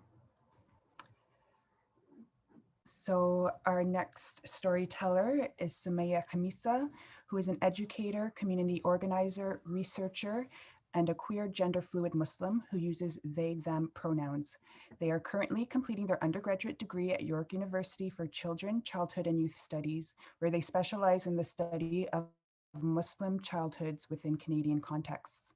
Through their organization, Queer Muslim Network Toronto, Sumaya hopes to raise awareness of the vast experiences of LGBTQ+ identifying Muslims and encourage masjids and the general Muslim population to include queer perspectives in their conversations and unpack homophobia within Muslim communities. And I think that's very important, and I'm really, really honored to share Sumaya's story with you.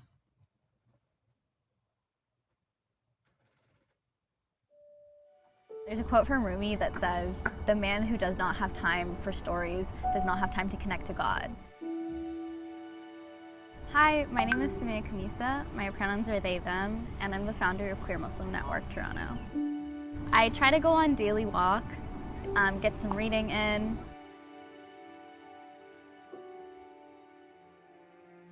Growing up, I did not have a very good relationship with religion.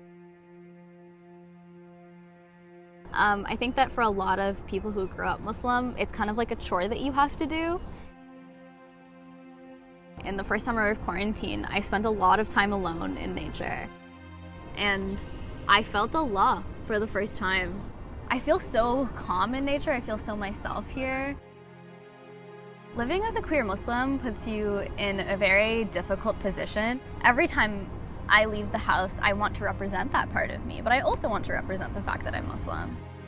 Like a lot of other queer people, there were so many signs that I was queer. There was a lot of looking inside of myself and being upset that I was not straight, and being upset at just not being the person that my family wanted me to be. Within the Muslim community, homophobia is such a regular part of our conversations. It seeps into our language so thoroughly. I get messages as brutal as telling me that they know where I live and they're gonna come stone me. The impact of homophobia within the Muslim community is so internalized. I think that is the issue of the impact, it's not something that I can wash off in the shower. It's something that I'm constantly working through every day. Islam inherently is a justice-based religion. We're supposed to be fighting for people's oppression, anti-oppression. That anti-violence stance completely gets withdrawn when it comes to queer people. It's somehow totally okay to send continuous hate mail and hate DMs to people if they're queer because you don't agree with their existence. A big premise of Islam is the fact that nobody can judge other humans but Allah, but we completely discard all of that and discard our fight for justice when the person is queer. It's incredibly painful to be in an environment where your existence can be discussed at any point. It can be debated at any point. I was drowning. I could not breathe. I was just lying to everyone, I was lying to everyone around me. I was lying to myself. I was lying to my family. I was lying through the clothes that I was wearing. I was lying through the makeup I was wearing. And it just felt awful. It felt ingenuine, and it felt like I had been a terrible friend and a terrible daughter and a terrible sister and a terrible person. Because I wasn't showing people who I was, and all of my friends were loving me and not knowing who I was inside. And my family was loving me but not knowing who I was inside. I came out to my mom last February. February 2019, I came out to my mom. And I was terrified. I was so terrified to do it. It was the most relieving feeling ever to be told, it is totally okay that you're gay. I love you and you are mine and you are gonna be mine forever. They really took in the fact that if they're not gonna protect me, there are very few people in the world that's gonna protect me. It's kind of unimaginable to have accepting family. I would have never expected it growing up. The fact that they looked past all of that and saw that like I'm still me and they still love me and they have unconditional love for me and unconditional softness for me. There was a grieving process after I came out, for sure. They had to rework the whole life that they had for me in mind. To move on in a healthy manner, I am calling local masjids to make space for queer Muslim youth, make communities for them, make programming in the masjids for queer Muslims to speak about their feelings, to hang out with each other, give them a space to be themselves with other Muslims. Because if we don't do this, they will look for communities outside of Muslims. They will look for communities where there are drugs and alcohol. They will look for communities where they'll be in unsafe situations. Older Muslims telling us that we have to be a very certain type of way, and younger Muslims just deciding that if I can't be the way that I am, then I'm just going to leave Islam.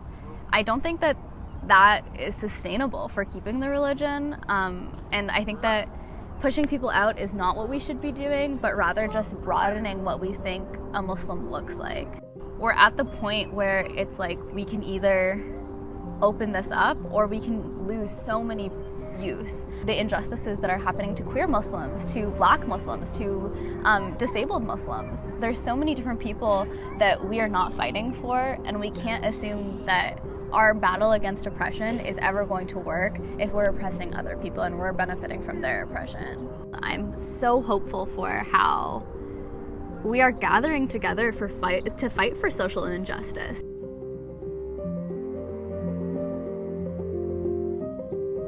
I think that I feel a lot more genuine because the people who love me are loving me. Like, genuinely, they love me and they know me. And I love me, which is really beautiful. So I feel a lot more authentic.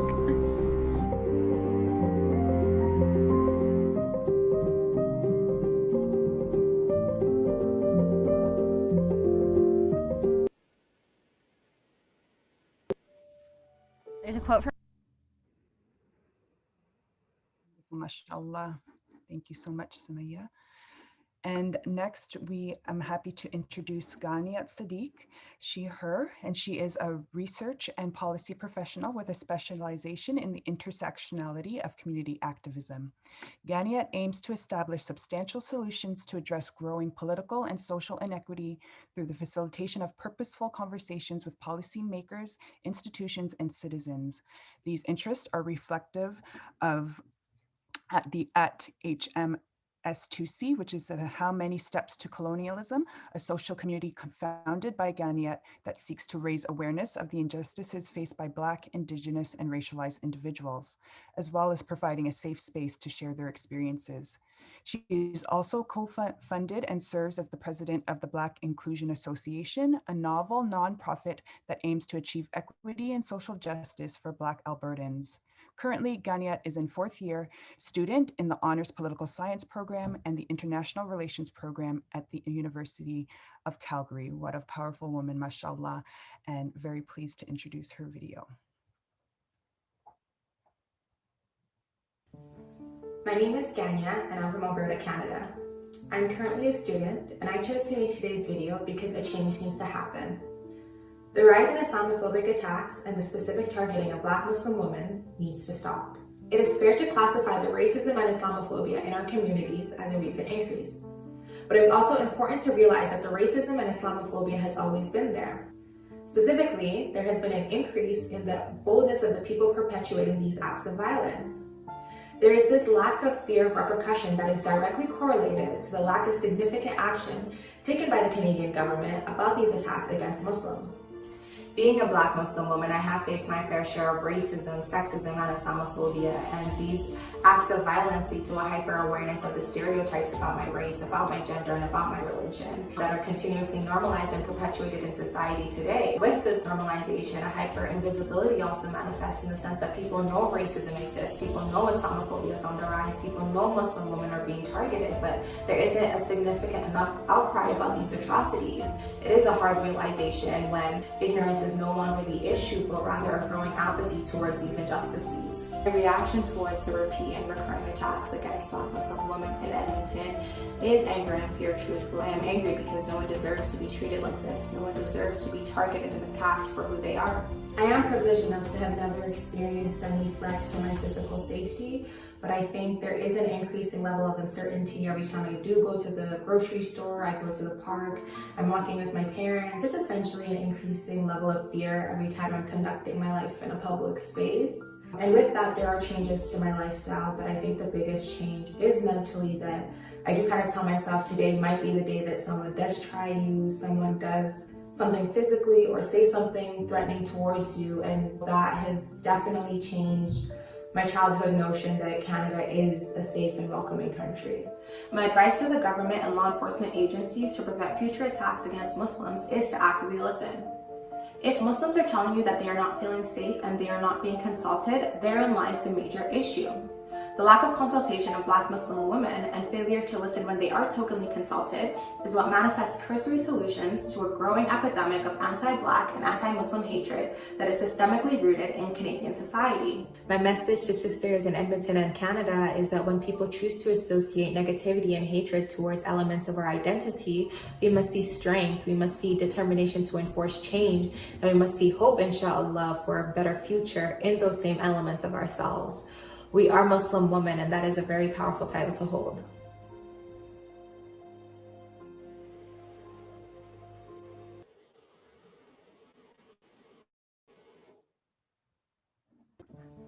My name is Ganya. And last but certainly not least, I would love to introduce Noor Fadel, who is an award-winning educator, spoken word poet, and public speaker.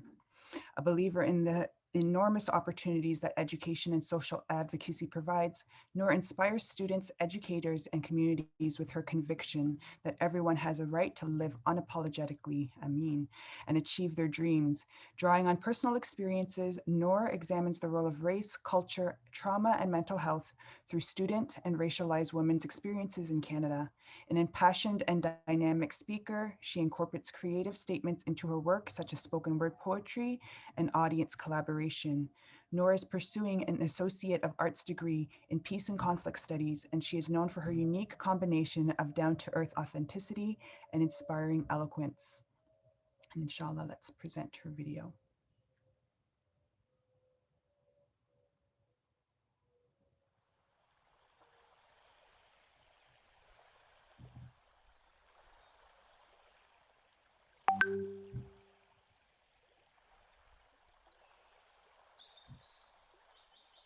To tell my story would be as difficult as being a bird raised in a cage and the door being left open for the first time. I would stare through the opening, seeing everything before me, but unaware of what it would be like to step out, to fly, to spread my wings out into the open. Life has given me a million different stories, a million different experiences, a million different ways to share parts of me to friends, family, and strangers. I could tell you the parts of me as a child, the girl who never understood evil, the one you can meet at a park and make a lifelong friend, the girl who would always ask what your name was first so she could say, "That's my name too." But of course it wasn't. The one who talked to strangers even though I was taught not to. I was the little girl people confided in for no specific reason, or maybe it was because I gave them a space to share their stories and reminisce on their youth and remember their inner child through me. I could tell you about the pains of adolescence, the shift from hyperactive Noor that strangers spoke to the Noor who wore hijab in high school, and all of a sudden people chose not to confide anymore.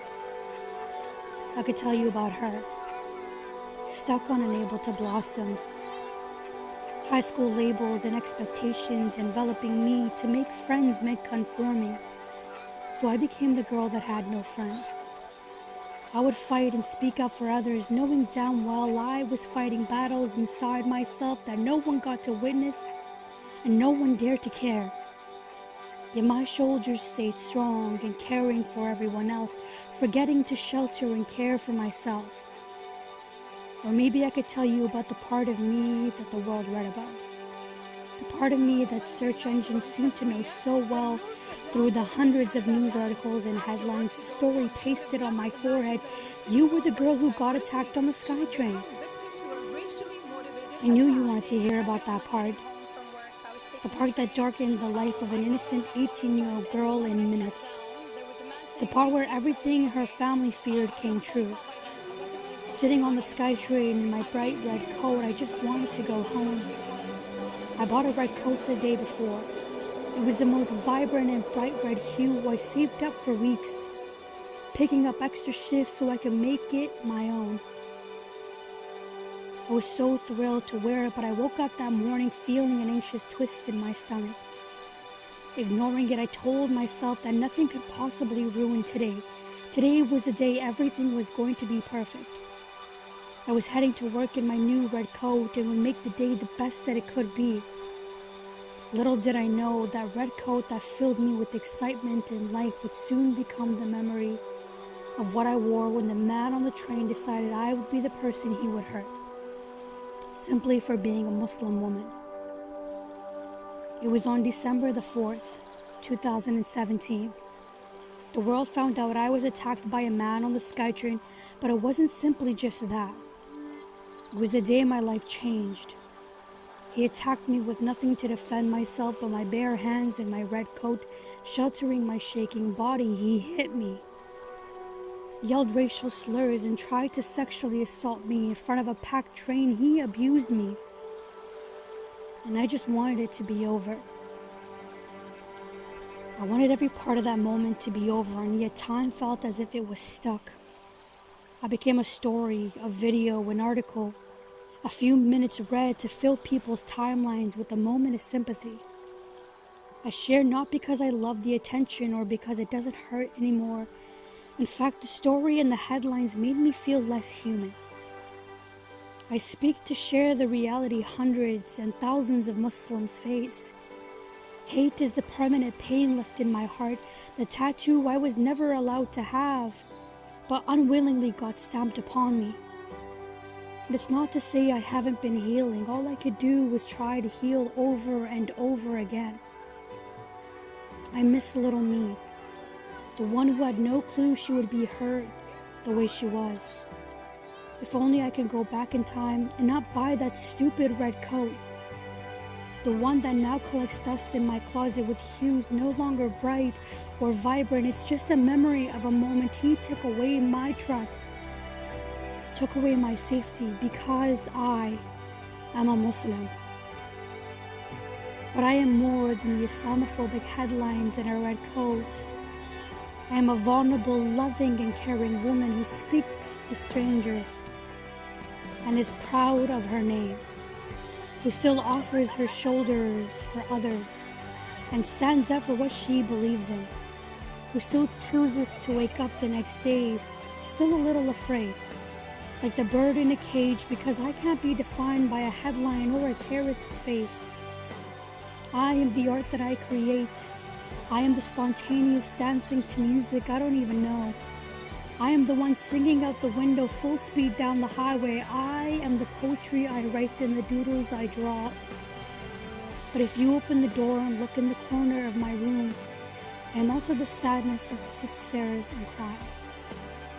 I am regret for the past I cannot change and fear of the future I'm unaware of. I am the trauma my heart carries, not quite ready to let go. And herein lay the parts of me the world may not know.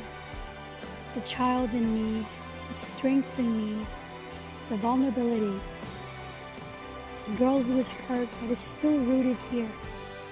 Growing, living, laughing, and learning to love all over again.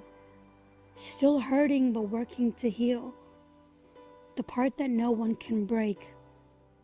Noor. She'll be okay. I'll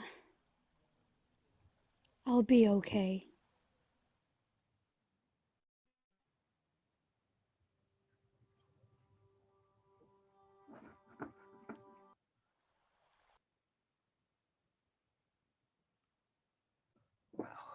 Okay, so as you know, that was all very powerful stuff.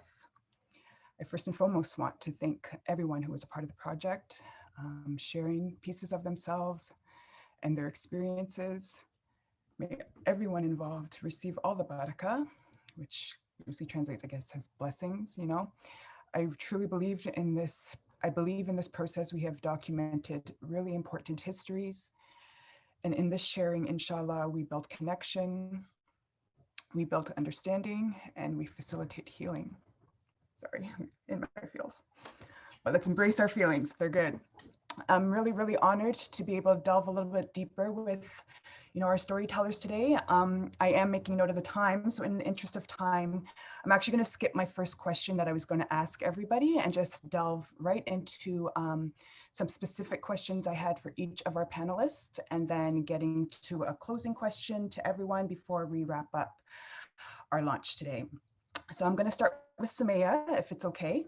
So Sumaya, you shared in your video that you take great pride in your identities, both as a Muslim and queer, yet your very existence elicits hateful messaging online, as we heard. You also speak of the coming out process with your family, which alhamdulillah has nurtured into a relationship of acceptance and support and protection. And this support from your family and loved ones is especially important when navigating a lot of the hate you continue to receive. You also explained that to get to this place, there was a process of grieving to get there. Could you share a little bit more about what that looked like for you and your family to get to this place of acceptance and support, so that inshallah people can learn and understand? For sure, that's such a good question. It was a difficult process to get to this point. I think that when a mother gets pregnant, they envision the lifespan of a child. They envision the big wedding that the child is going to have. They envision them going off to university. They envision a whole life, and I think that especially for Muslim families, or actually most families, when they find out their child is queer, it really changes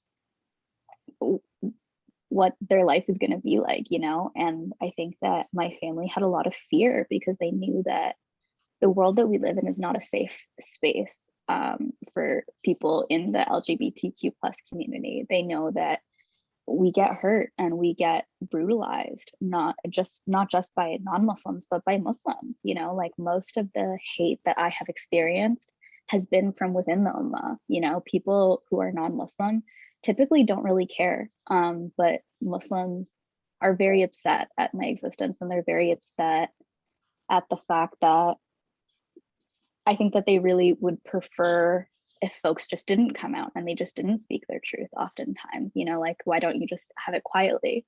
So I think with my family, a big part of the reconciliation process was being completely honest about what had to be grieved, being completely honest about the fact that, like, it's not going to be like in the movies where everyone is happy and there's balloons and, there was crying and there was tears and there was talking about, okay, how does this change my relationship with my child? How does this change the relationship that I have with my brothers? How is it going to change any of the relationships? And frankly, the conclusion that we came to was it doesn't.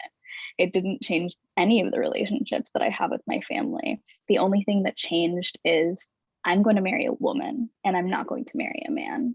That is the only thing that ever changed. And that was a difficult thing to realize, but it was beautiful. Mashallah, thank you so much for sharing that. Okay, my next question is up to Ganiat. So Ganiat, thank you so much for everything you shared in your video.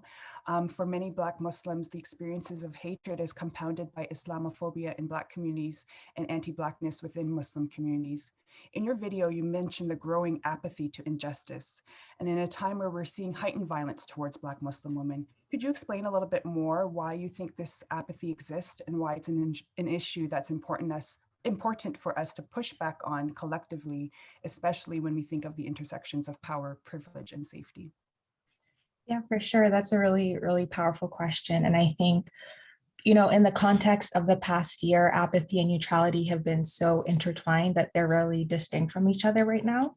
And I think because of the recent awareness, for example, of the Palestinian struggle, neutrality has been used as a weapon for people to distance themselves from caring essentially about crimes of apartheid or systematic oppression or the elimination of Palestinians. So when people are hiding behind this shield of quote unquote neutrality, apathy emerges in the sense that they're not obligated to care because they've chosen a stance in their mind where there is no right or wrong, there is no justice or injustice, there's just something happening that doesn't concern them. But what they don't realize is that in choosing a stance of neutrality, it is picking a side more often than not that is leaning towards the side of injustice. So now with the sense of the heightened violence towards Black Muslim women, the same weapons are being utilized in the sense that it's been known for the past 10 months that in Albertan discourse that Black Muslim women are not safe here, yet the people who are speaking up about it are primarily Black Muslim women. So because if, for example, there is a Muslim man that does not concern himself with the safety or lack thereof of Muslim women, a bubble of apathy is created. And then on the flip side, if there is a Muslim woman that does not concern herself with the safety or lack thereof of Black people, another bubble of apathy is created.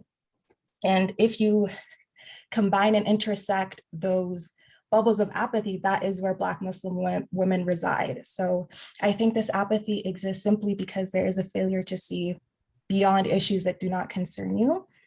And if there is no one out there but Black Muslim women speaking about the violence against Black Muslim women, the same message is going around in a space that is already aware of this injustice. So it is important for us to collectively push back as a community when we think about the intersections of power, privilege, and safety, because although there is the shared Muslim struggle against Islamophobia here, Black Muslim women are not privy to the same levels of power or privilege or safety that other Muslims may be awarded. So well said. Thank you so much, Ganiet. And it was an honor to have you here today and to see your video. Okay, and I know we're pushing. So Maria, in your video, you speak a little bit to the power of perceptions and that your experiences, especially going through school, not only impacted your esteem and how you saw yourself, but also how you assumed others perceived you, and that these perceptions were very much informed by the intersections of your identity as a Muslim, as a woman, as the daughter of immigrants, as someone who is living with a disability. How has the language and understanding of intersectionality helped you in your advocacy and working to shift these perceptions? So a lot of times when I explain my disability in like the medical form, I look at my doctors and I'm like, I don't know what to tell you because I have a genetic loss. And so I don't have a real name or solid diagnosis for my disability because it's so all over the place. And the same thing, I felt like that with my identities. They were so all over the place. I'm Muslim, I have a disability, I'm a woman, my parents are immigrants, I'm Pakistani, like there's so much to me, right?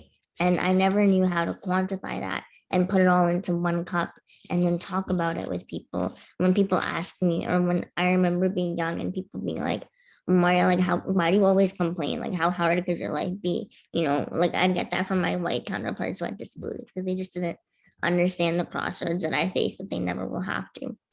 Putting the name to it and putting it on paper, on TikTok, whatever, like put it in perspective for me that these are my intersections. This is how they affect me. This is how they screw me over, to put it bluntly. This is how they will hold me back. And this is how I will have to combat them. And being able to articulate that also made me more sure of myself, because for a long time, even I didn't know who I was or what I was. I never understood why the disability community didn't like me. And I didn't understand why the Muslim community didn't like me. It's like I could never win. I was holding like a double-edged sword, and both ends were going to stab me no matter what I did. Having my intersections gave me like a platform to just go, and it gave me my identities back that I felt like I lost. Nice, thank you for sharing. And I just want to do a little bit of a check-in because I did not see Noor, final panelist, on the attendees list. So I just want to make sure she's here before I ask the question. If not, I might just go into the last little bit to close. So just a little check. Noor, are you with us? Oh, would have loved to have heard from Noor today, but inshallah, she is safe and well with whatever is going on. So, okay, I'm just reading some notes, just making sure I'm not off limits here. Okay, so just seeing that now, I'm ahead of time.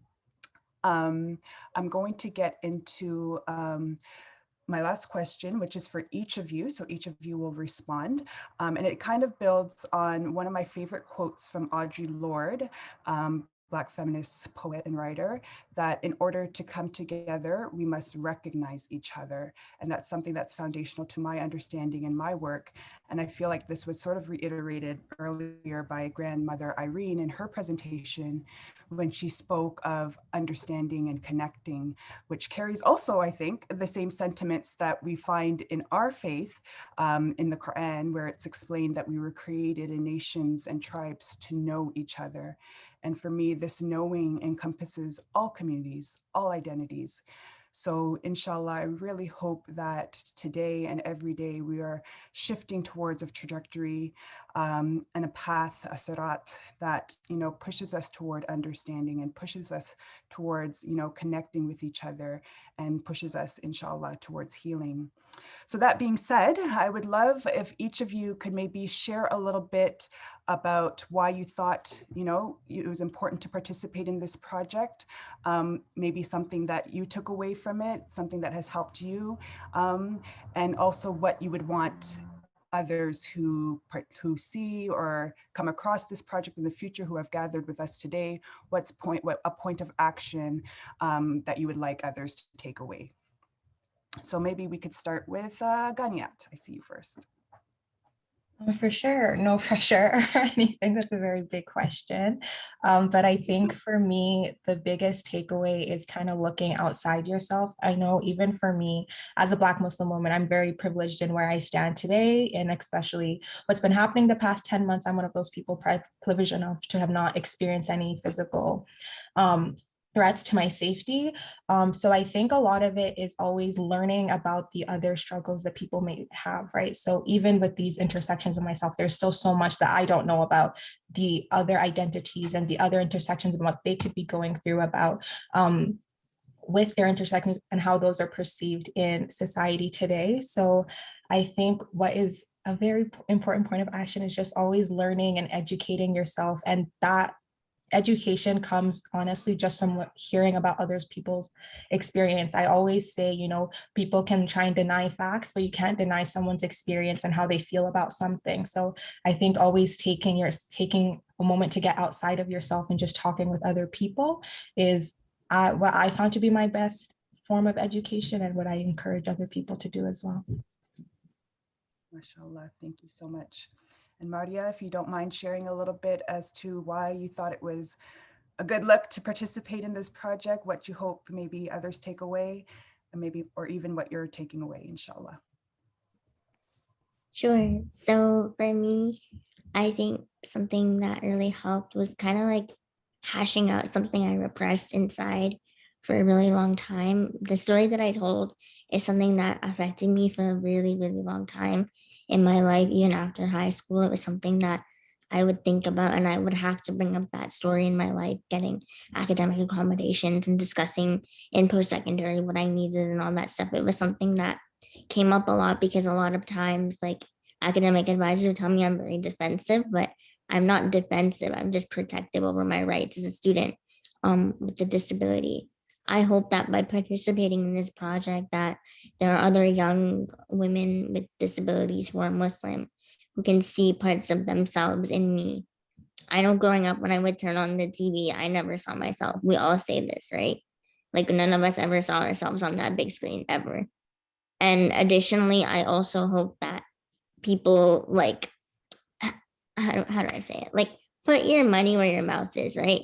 I hate when people tell me they're my ally and that they support me and then go say the R word behind my back and then go and like make an autism joke. Like, if you support me, you got to prove it. You got to really show me that you're part of this fight and that you want to be with me.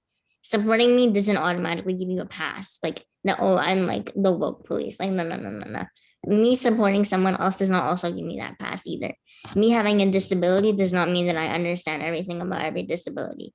I understand my disability and my diagnosis and potentially like-minded people, but I only speak for myself and not for the entire community.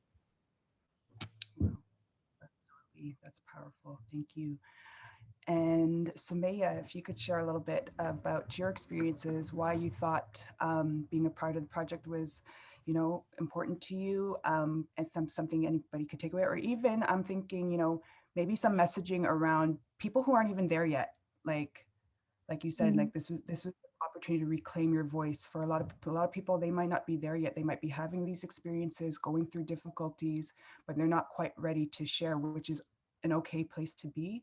But what would be some maybe words of encouragement that you could help, that would help in people getting there to help in that healing process? For sure, yeah. The reason that I did this project was because I don't fit into many Muslim communities. Muslim communities are separated by gender. Even the name of this organization is the Canadian Council of Muslim Women. And I don't identify as a woman. I identify as a gender fluid person. And, you know, as a Muslim, it's like you go to the men's section or the women's section. And I really hope that me being here, I think that for many people in this call, I'm probably the first person that they have seen who uses they, them pronouns. I'm probably the first Muslim person that they've seen who uses they, them pronouns.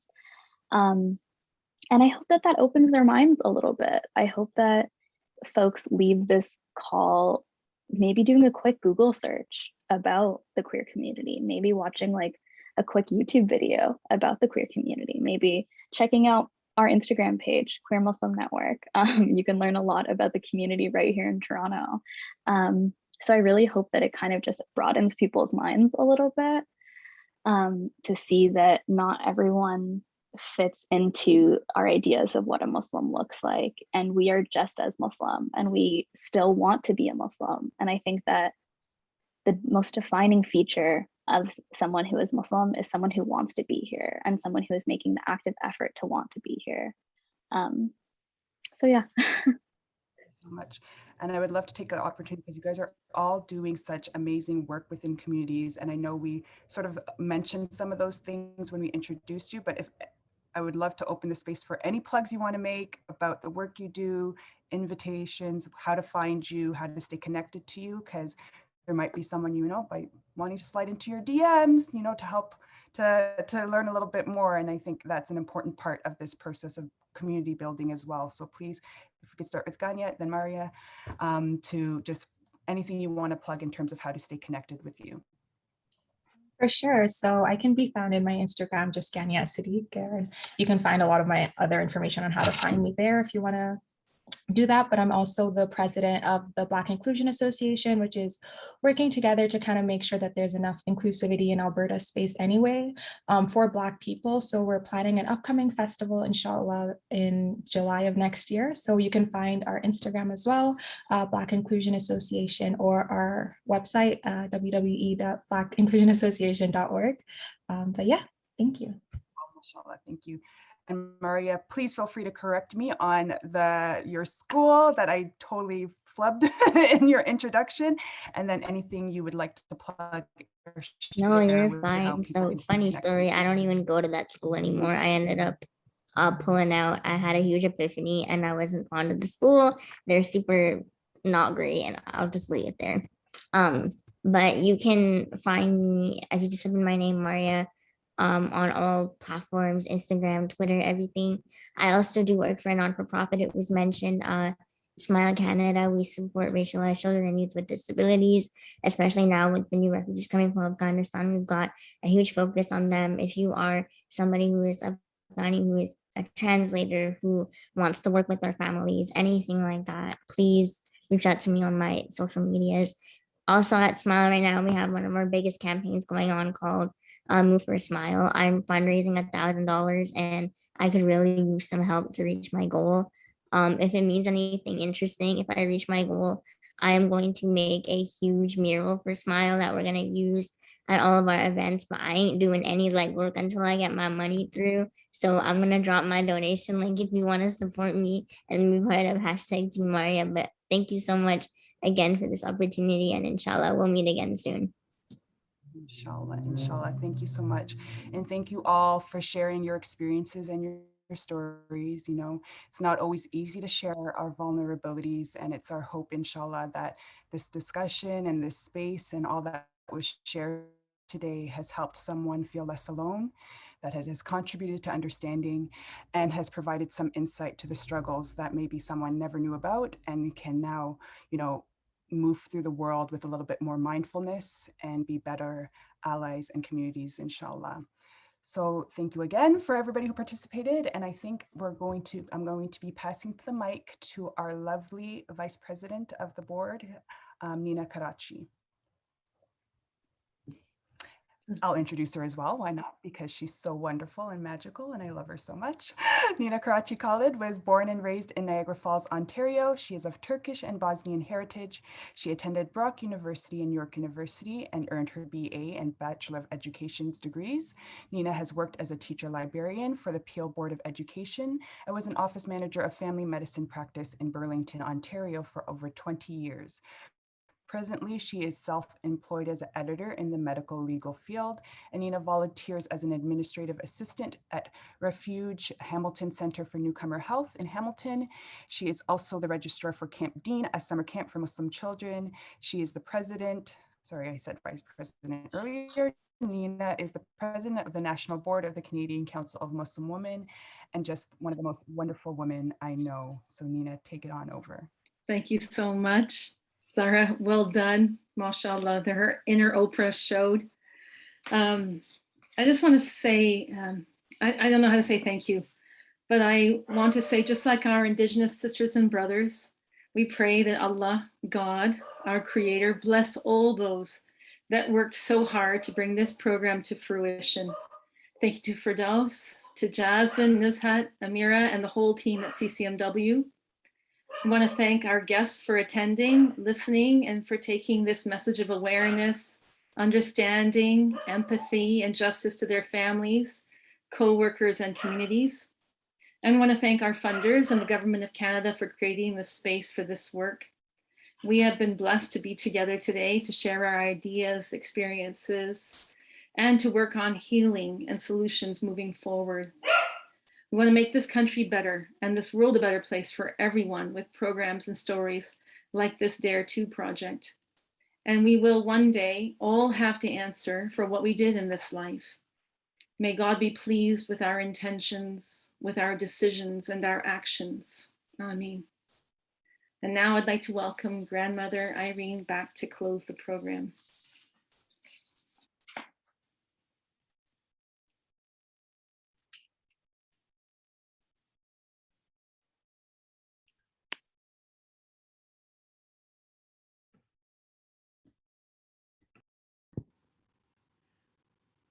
Can you hear me?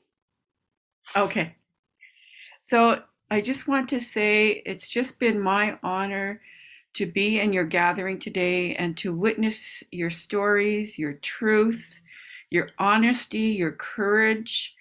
And I really am impacted by your stories. I know there was a little bit of sadness in the gathering today, but that's the normal part of healing, is through that sadness. And it's just been such an enlightening day for me to spend time with you.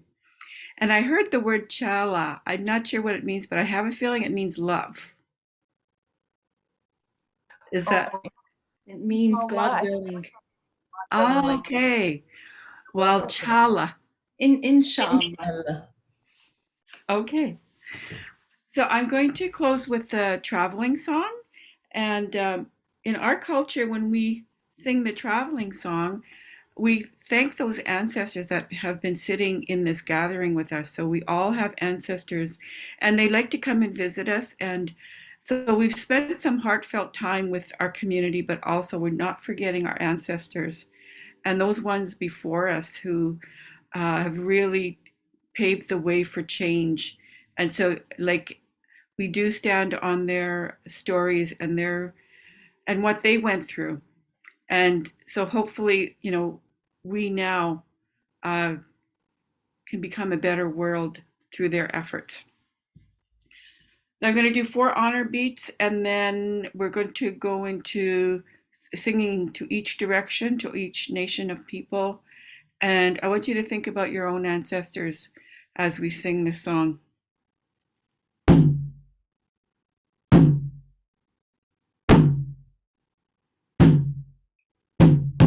So this is the heartbeat.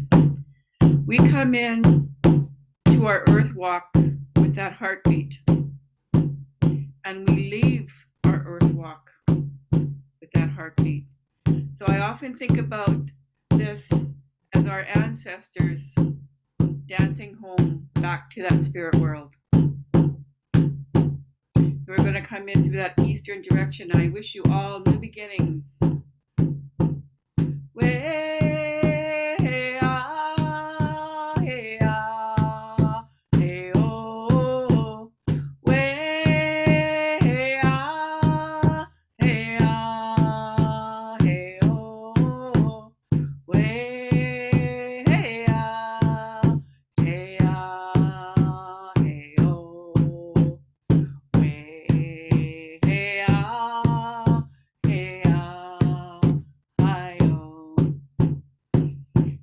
Southern direction, we pray for the empowerment of our youth, for they are the keepers of the next 7 generations.